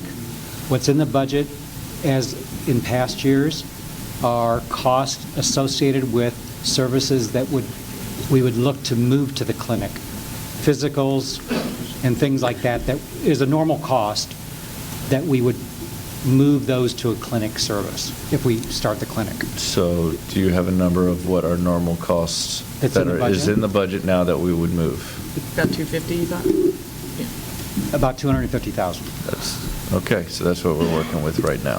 And there may be there may be a need for additional cost for either the startup or the first year of running But the clinic. we don't have to talk about that now. We just wanted to let That's you know. out there. That's Yeah. something we'll want to talk about in September. So I think those are the only items, unless there's any other items of the commission that we didn't hit on this list. I'd like to take off the list the proposal to bring a study in for the Sheriff's Department. I think that, my reason behind this, Chief Katz, is, I consider you my friend. I love the police department here. I think we have a fine police department. My only intention was that I get asked a lot, well, what about the Sheriff's Department? My whole idea of this was to bring this study in just to compare and say my intent was not to go county. That wasn't the intent. This was only going to be a comparison, say, look at, we pay a premium price, but we get a premium department for it. That was my reasoning. I supported the CAD over here. I brought it up. I believe in it. I believe in the job that you do. I believe that public safety is number one with me. That's what I ran my whole campaign on. I continue my political life on that, is public safety. Chief Joseph over there, I questioned you a little bit about the fire department and all. It's important, I think, not only to the men and women who serve us, but also to the public. So I think that if we address the issue of the fire department, we have a good police department now, and I think we got to continue to build on that. So I would like to remove that from the consideration off that list. Is that going to be in the form of a motion because you was on the prevailing side, and if so, I will second that motion. So I'll make that in the form of a motion that we remove that from the list. I'll second it. Second, and to all in favor? Aye. All opposed? Motion passes. Thank you, sir. Given that fact, I'm hoping that, that frees up potential monies that we were seemingly intending to do, because we elevated that during the strategic planning. The allocation of funds for the additional firefighters, like I said, I think is the number one priority that we've added since strategic planning and these meetings, so I'd like to get some consensus as to allocating funds for that purpose. For the fire assessment? You need to tell No. us where that can come from. The six We need to figure it units, or six personnel units for $420,000 roughly. Oh, I'm sorry. You would either pull it out of additional fund balance, or, as I mentioned earlier, you can raise your fire assessment rate by $5 per household, and it's incremental on the institutional and so forth, but it would raise $300,000? $300,000. So $10 would raise $600, so you could fund it that way and have the additional funds come in? Or a tenth of a mil. Or a tenth of a mil, which will raise $400,000, or additional fund balance. Or go in and take City something out. manager, if we raise that, a fire assessment, let's say we raise it $5 or $10, whatever, is that something that next year's budget we can take a look at if the funding system gets a little Absolutely. better? Is that something that we can Every year. revert back down to the original? Yeah, you review it and set your rate every single year. Okay. So you will have that opportunity. I'm going to make a statement now. I'm not in favor of raising the fire assessment, because of the locale in the district that I, represent, but I am in favor of pulling that money out of the funds that you just stated. How do we compare with our fire assessment? As far as, well, Jim can probably speak more on Broward. We're low compared to Broward County. I think there's only a handful of other cities in Palm Beach County. West Palm just did it. I don't know if they're right around the 100 mark or higher. We're on the lower end, I believe. We've not surveyed that. Yeah, at least a I'm year. reaching, I'm going off memory, but I know Broward, typically, Broward is Many of the- 150, 200 per Many of the household. Broward municipalities Much higher. fully fund the assessment, meaning they could go to 100% to fund, and they do that. We're in the 60 or 70% range. Right. We could provide a survey of that, though. There's not a lot to check. Oh, yeah, we can get that pretty quickly. Speaking about the fire assessment, I saw that the nursing homes used to have an additional rate that was brought down to the institutional rate. Correct. And is there a reason for that? Is that part of the lawsuit? It was, as far as I know, it was done when they initially did this. I don't know if it was a result of the initial lawsuit that occurred, but it's always been that notation's always been on that. I see. So it's a notation because someone got sued? I believe so. All right, thank you. Because even though we say that the fire assessment, we always refer to the per residential unit, there is also a fee on the commercial side per square footage, up to a maximum of 77,000 square feet. So they go in concert as far as a schedule that you have in your book. And so, I mean, I guess, I don't know if you can answer this. What is the difference between raising the fire assessment versus raising the millage rate? The fire assessment is... Well, I'm saying, you know, a $5 increment with the fire assessment and a millage rate is about the same? It's the same amount of money. But it affects people differently? Differently. And how does it affect people differently? The fire assessment is considered a non-ad valorem assessment, which means it's not based on the property value or the housing value or the commercial value of the piece of property or building. It's a flat amount based on either a residential unit or this per square footage to a maximum square footage. The millage rate is based on dollar value of assessed value of your property. So there's no homestead exemption when you're talking a non-ad valorem assessment or a fire assessment. It hits every single piece of property that there is, except for institutional or governmental properties. So from what my understanding is, people with lower property values will pay less and if there's an increase compared to if there's through the fire assessment, whereas people with higher property values will be paying more of a percentage increase compared to lower property values. They would pay the same dollar amount on the fire assessment, no matter what the value is of your property. So if my property is worth $50,000 assessed value, I'm going to pay $105. And if your property is worth $2.5 million, you're going to pay $105 for a fire assessment. But if on a millage rate, you're going to pay more based on your assessed value. For having the $1 million home.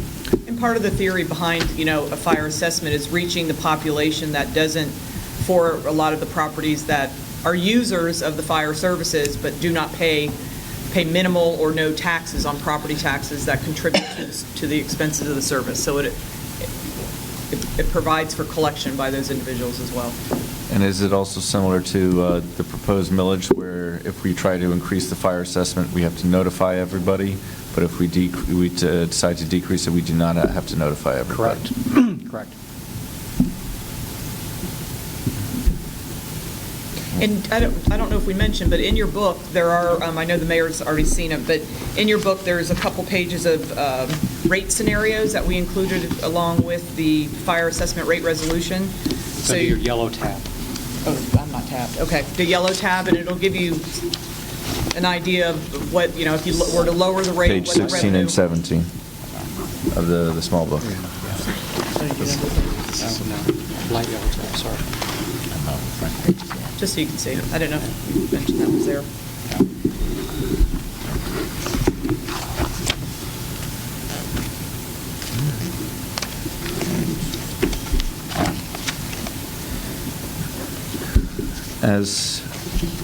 So moving forward, I think as for the Greens, we're in consensus that we're going to take the money from our general reserve fund. Is that the commission pleasure? Yes. With the stipulation of the payback program. Yeah. Well, can we say 30,000 over 10 years, or is it something like that? I would rather bring that back to you next year as far as a payback plan. Okay. Knowing that we know that it's 3 to 5 years, but once we get the greens in, so we know how it's Could be coming sooner, about. yep. And Colin and Ron can work it into the whole plan for the other projects that are needed also. And so what that's going to do, just so you understand when you see it in September, is it's going to increase the fund balance required or used, appropriated by $300,000, and you'll see a transfer to golf course for $300,000. That's how we'll get it over to the golf course. Just for the record here, and it's been brought to my attention by Glenn and Ron, this greens, or it's a time-sensitive thing as far as the window that they can actually be installed, and this has to go out to be bid, and also if we can expedite this, if that's the will of the commission here to approve this, that we've got to get it fast-tracked, so we're in position to put them in the window of the months that they need to be installed. Yeah, the plan will start put in place after today, since you have approved it. Now, the budget's not approved till October 1st, so we can't spend the But the money. plan- But we can certainly be working on the planning. Absolutely. Just like we do. Go. Okay, that sounds good. As for, I guess, regarding the LPRs, I would like either the money to be coming from, a 0.1 millage rate increase to 8 even. Just to clarify, we haven't approved the inclusion of any of the items from the follow-up strategic session in the budget yet, correct? Except for the greens. Yeah, the only thing that I think had a monetary impact was because the Pocket Park is CRA, Boynton Beach Boulevard construction was CRA. That study. The feasibility study has been removed, and I don't think the other. Yeah, I don't think The greens we just took. The greens we're talking about, and I think that's it. Yeah, so we'd be covered. The clinic, which we're going to. And the medical clinic, that's the one August, that's September. right. And the point of just giving us the preliminary, the proposed millage rate of 8, it gives us some leeway regarding the fire assessment. I'm sorry, not the fire assessment, the additional firemen. It gives us some leeway with the medical clinic that we haven't discussed. And as we have the CRA budget hearing coming along, we can see if the LPRs can be afforded, can be put in the CRA budget as well. So the whole point of the proposed millage rate of 8 is so that we can have leeway moving forward. It is not a guarantee that it will be 8, but basically what we're saying is that we want to do a little bit more for the city than what was done last year, and that's the reason why we're increasing the taxes to the taxpayers. Well, I respect that, Mr. Mayor. My direction would be to recommend going with a fire assessment increase. As it was stated earlier, that the people that pay no ad valorem taxes everyone would have a fair share of that. By increasing a millage rate, we're penalizing someone with a more expensive home versus somebody who doesn't pay any ad valorem taxes. So I would suggest that we spread this fairly amongst everybody for public safety reasons and consider a fire assessment increase versus a millage rate increase. I think I'm agreeing with you. The issue is that I'd like to put them both on the table, and we can hear back from the residents and the taxpayers to see which one they would prefer, whether it be the extra $5 across the board or whether it be more so to the higher property values than to the less property values. If that seems agreeable to you. But is this something that we decide and then the public speaks? I'm just saying, we make the first, we said this is what we want to do, and then present it to the public, not the public come and present things to us. Am I right? Totally up to the commission. Yeah, Yes, that's the normal way, Vice At Mayor. city commissioners meetings, they can bring stuff up to us, and that's where we'd let them know. I'm sure the newspaper reporters would put it in the news of our proposed millage rate and proposed fire assessment. And I guess... Yeah, I do, actually. I'm a little disenchanted right now. I I don't think I'm the only one who notices that we're taking from Peter to give to Paul. We're trying to play catch-up with our neighbors to the south, yet we're operating on a budget that is nearly half, in some circumstances, than theirs. Yet, how do we do this? How do we fund this? It doesn't make sense to continue into this future, and, you know, we have people saying that we're kicking things down the road. We build our tax base and get it off the backs of our residents, and that's where commercial redevelopment is so important in this city. And I'm it's sorry, not, I'm showing a little too I know, much emotion right now. I'm showing a little too much emotion because it's frustrating that we can't do the things that we need to do, and yet we get pummeled when we want to try to do things that will increase our tax base and help take these burdens and help make sure that we enforce and keep our public safety here. Yet I'm sorry. Yeah, and we share that frustration, especially as your staff that work with this year-round. We really do, you know, you can't satisfy everybody, and you're learning that the hard way as you come through as a new elected official. There's philosophies and mentalities on both sides with development and what is redevelopment, smart development. Yet I was so pleased to see more of the public here to sit and listen to these conversations, to realize we have real needs, and yes, it's a lot of money. We have a big budget. We're almost a $200 million budget overall, but in the scheme of things, what it takes to run a city and have your police and your fire services, which are imperative, it's expensive. It's an expensive operation. Right now, yeah, most of our tax base, that's when you look at Delray, Tim and I were talking about it this morning. I think they were pulling in, they're ad valorem, they're pulling in almost $61 million. $61 million, and we're pulling in 30, and that's because their commercial base is so much greater. Now, granted, we're restricted because of what lands we have available for redevelopment. We aren't a Palm Beach Gardens, which has tons of open land that you can just build on, and they've got the money flowing in. So we have those challenges, but that's where our savior is redevelopment and being able to increase the value of what we have here. And you know what? I'm probably going to get,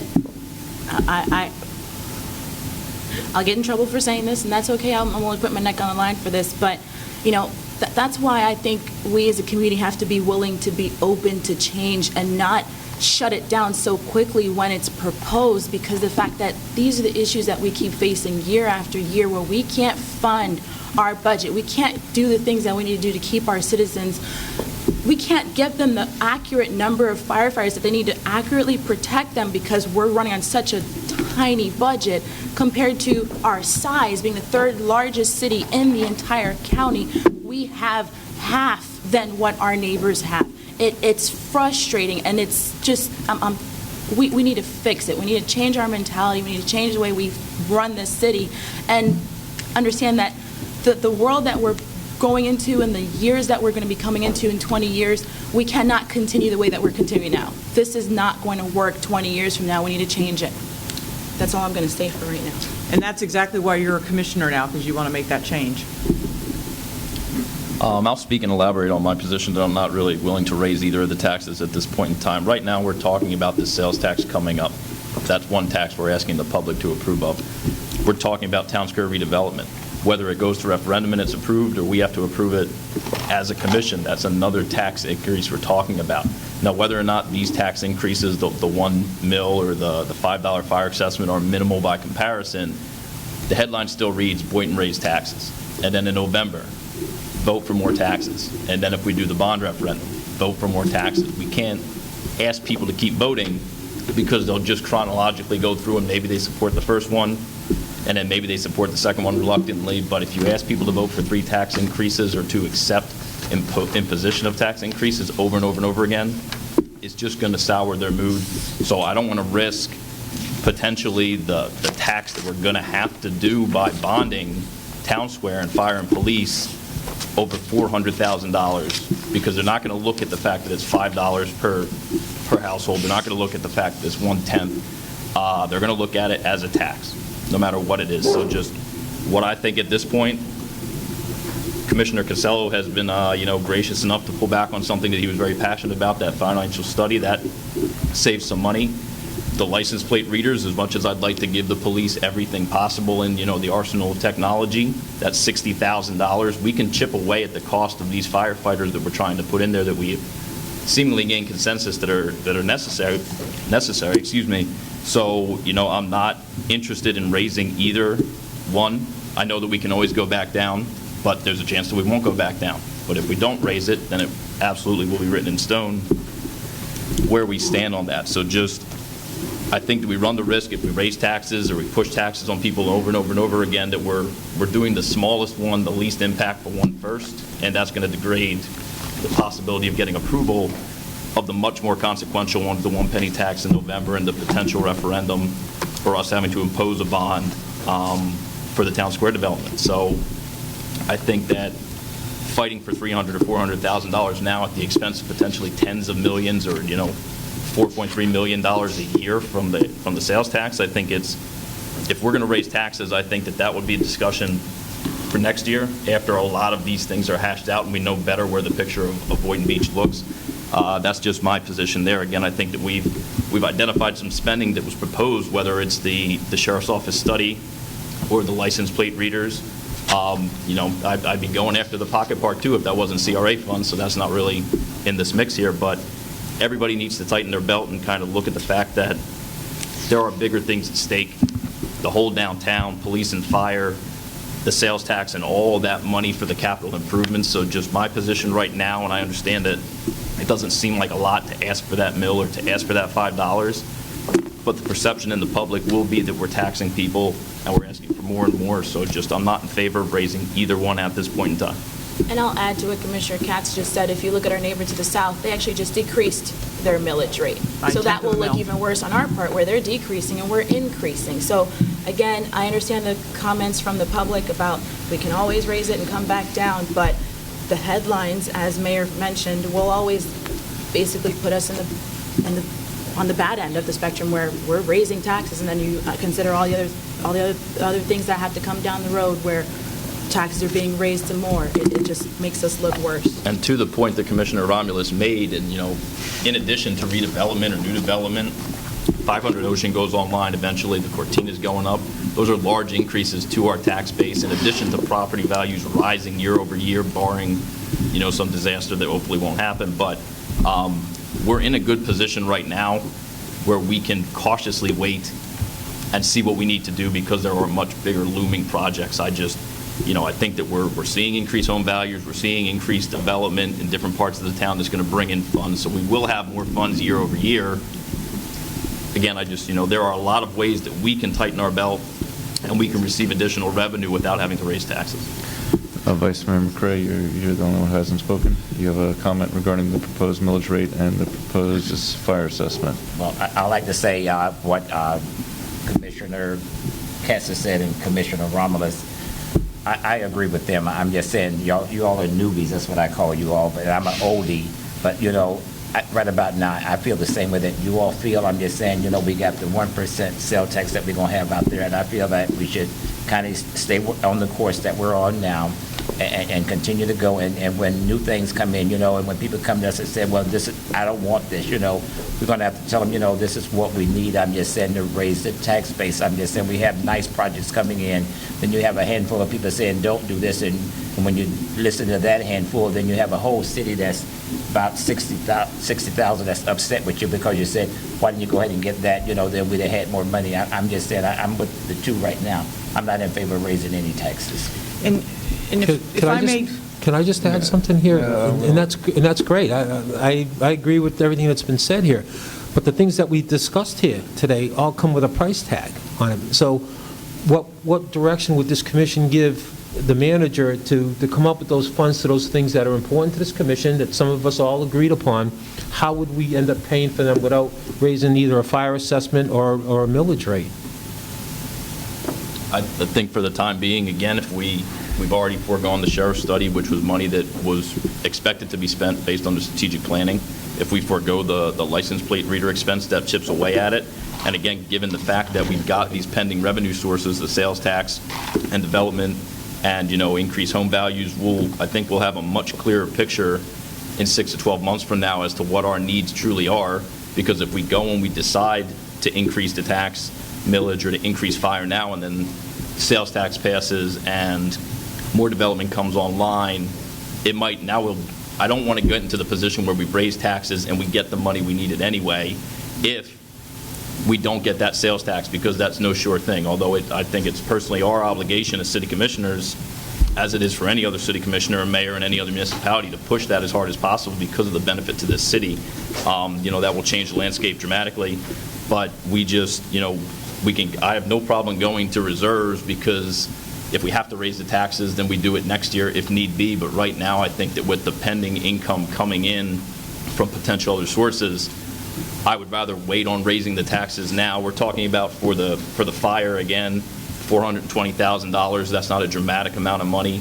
And if we manage to get these other income sources in, that will cover all sorts of other expenses that we never thought that we were going to be able to get away with without allocating funds already in the system. I just think, the fire needs, in my opinion, are essential, and we can bite the bullet on reserves for one time. If we raise taxes next year because the sales tax doesn't come through, that money comes right back in the door, and it could replace that expense. So we can either pay for it out of pocket right now, or we can pay for it through a tax increase or these other revenue sources. So, I'm more than willing to take this out of reserves, or to, increase the budget as necessary. And then if we have to raise taxes next year, it's a lot more palatable and understandable if the sales tax doesn't come through and other things like that. And I'll second Commissioner Katz on that, where I have to commend staff for the years of work that you guys have been doing, where you've been able to maintain what we've been so shortly been having to deal with. Really, the fact of the matter is, we've had to sit with this situation for a very long time, and up until now, you've been able to do whatever you could to keep it and to maintain it. And I thank you for that, because I think from someone from the public standpoint, it's hard to do that. It's hard to tighten your belt and make the decisions that are hard. And, even though everyone's asking, you're giving to the people who absolutely need it. So I thank you for that. And, Commissioner Katz is absolutely right, where I don't think it's smart, I don't think it's fair for us to be asking all this of the public when there are other ways. So we used our brains earlier this afternoon. We cut where we needed to. We allocated funds. We've been doing that for the past couple of years. Let's do a little bit more now to take advantage of these resources that we have, and then in the future we can look at other ways of funding these priorities. And if I could just add, not to pile on just one more time here, is that history has shown in our budgets that at the end of the year we put money back into the reserves. We've said that a little earlier in these talks. At the end of the day, after budget, there's been money to put back into the reserve account. Am I correct in saying that? Yes. Okay. So with that being said, I could go with the theory that Commissioner Katz has said, and I agree with that. There's a lot coming on the plates of the taxpayers down the line that we could jeopardize by adding a fire assessment or a millage rate, and I agree with that 100%. My concept, as the mayor said, a 1/10 millage rate or a fire assessment, I could sell the fire assessment because it's going to be used for fire services purposes, which it's earmarked for only. So I could sell that to my constituents if I had to. But getting back to what I said a little earlier, if monies are put back into the reserves, like they have been, history has, we have a history of doing that. At the end of the budget, put monies back into the reserves that haven't been used for whatever reasons. So I could go along with borrowing from the reserves to fund public safety, and these other things come online that it's been stated. It'd be a self-correction, really, at the end. All right. Thank you, Mr. Mayor. Well, Excuse me, Okay. how much money do we have in the reserve now? 14 something. 4.5 above our emergency reserve, which would be 7.9. So what is the total number again? 12.4 Yeah. is fund And we need balance, and 7.9. 7.9 is the emergency reserve. All right. Yeah, I got no problem being the bad guy here. But can I get a motion to approve the proposed millage rate? So moved. Please state. Are we saying it's 7.9? No, I have the motion. You I'd have to like give to- it to me. Please state the number. I'd like to make a motion to approve the millage rate currently as it stands at 7.9. Second. All those in favor? Aye. All those opposed? Nay. All right, now I need you to adopt Resolution R-16092, which is a resolution of the City of Boynton Beach, Florida, adopting a proposed municipal millage rate for general operating budget purposes for fiscal year 2016-17 with a stated rollback rate, setting forth the date, time, and place of the first public hearing, providing for severability conflicts and an effective date, and based on the previous motion, the proposed millage rate that's filled in there is 7.9000. The rollback rate is 7.3816, and the first public hearing is September the 8th, 2016, at 6:30 p.m. in City Commission chambers at Boynton Beach City Hall, 100 East Boynton Beach Boulevard. So moved. Second. All those in favor? Aye. All those opposed? Hold on. No, I'm not opposed, I need to comment on something after you complete your vote. Okay. Motion passes. Thank you. Okay, where that leads us now is that you are going to be pulling out $1.14 million out of your reserves to balance your budget. I'm just going to put it out there as your city manager because I have the obligation to as a professional to do so. I don't think that's a good idea. We've had these discussions with the fire personnel for the past 3 years. That's why we have not been able to increase the staffing in adding 6 firefighters. We've had the same discussion. It's not unsafe. They have been operating in a modified staffing in that station for at least 2 years now. My recommendation would be not to approve those 6 positions, but that, at the end of the day, obviously, it's your call. But now you're up to $1.1 million coming out of your reserves, and I would just caution you that that's a large chunk of money to be funding recurring operating costs. So can you give us a breakdown of the 1.1?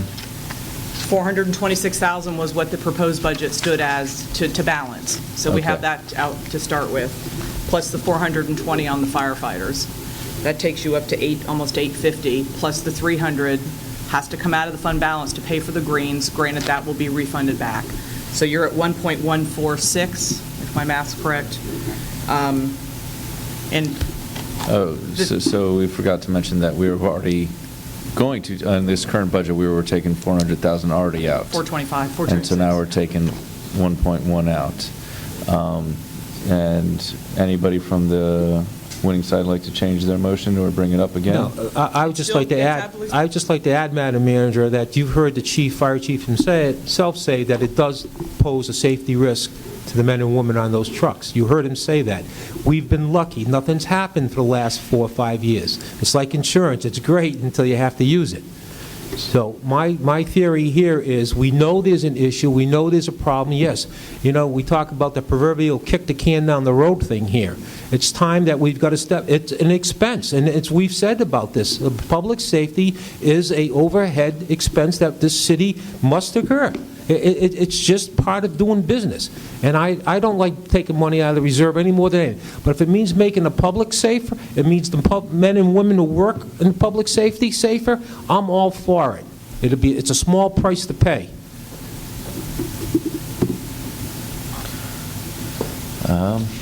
Is there anything else on the agenda? Fire assessment.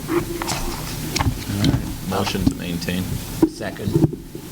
So I have a motion to maintain the fire assessment at $100 plus whatever the commercial rate is. I'll read those. It's Resolution R-16093, a resolution of the City of Boynton Beach, Florida, relating to the provision of the fire rescue services, facilities, and programs in the City of Boynton Beach, Florida, describing the method of assessing fire rescue assessed costs against assessed property located in the City of Boynton Beach, directing the preparation of an assessment roll, authorizing a public hearing, and directing the provision of notice thereof, and providing an effective date. If the motion passes, the rates will be, as they are, residential, $100 per dwelling unit, commercial, 23 cents per square foot, industrial warehouse, 5 cents per square foot, institutional, 25 cents per square foot, and nursing home, 25 cents per square foot. So All those in favor? Aye. All those opposed? Nay.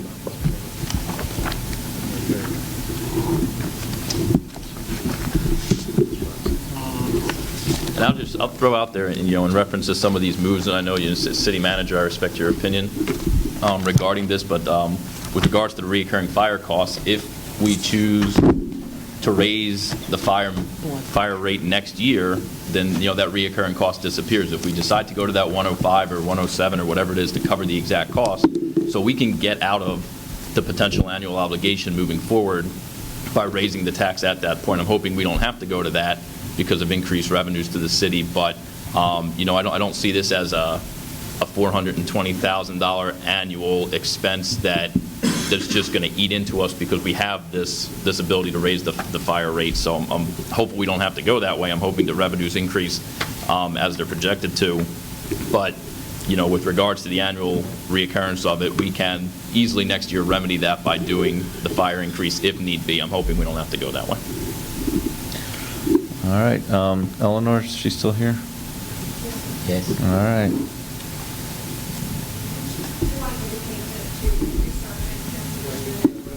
Mike. Please state your name and your position. Eleanor Crusoe, Communications Manager. I would like to announce that to increase transparency this year in this whole process, that we've been filming it, as you see, every day, and the yesterday's is already up on BBTV for our public to view, as well as being up on our website. We've been tweeting out for the last 2 days. We've been Facebooking. All the presentations that staff has prepared has been placed on our website, as well as on our social media. As well as the Town Square presentation is also on our website, as well as our social media. And we'll be doing a few trends on hashtags for Boynton Beach Budget Workshop 1, Boynton Beach Budget Workshop 2, and Boynton Beach Commission. So I just want to make sure that We've been on TV? it's on Boynton Beach. Yeah. You're on TV. Thank you. Right top bad you acting. Thank you. All right. Lori, Jim, is there anything else? No, I think we've done it. Necessary, but you've completed the business necessary. As you note from the resolution, there are 2 public hearings in September, and at that time, the public will have the opportunity to speak and ask questions about the millage rate and the budget at both of those public hearings at their discretion. That means comments plus questions to staff. Okay, and then for the meeting tomorrow, do we need to dismiss Cancel this? You could cancel it. Yeah. For the Do we have workshop. to get a motion to cancel it? You can do a motion to cancel. So moved. Second.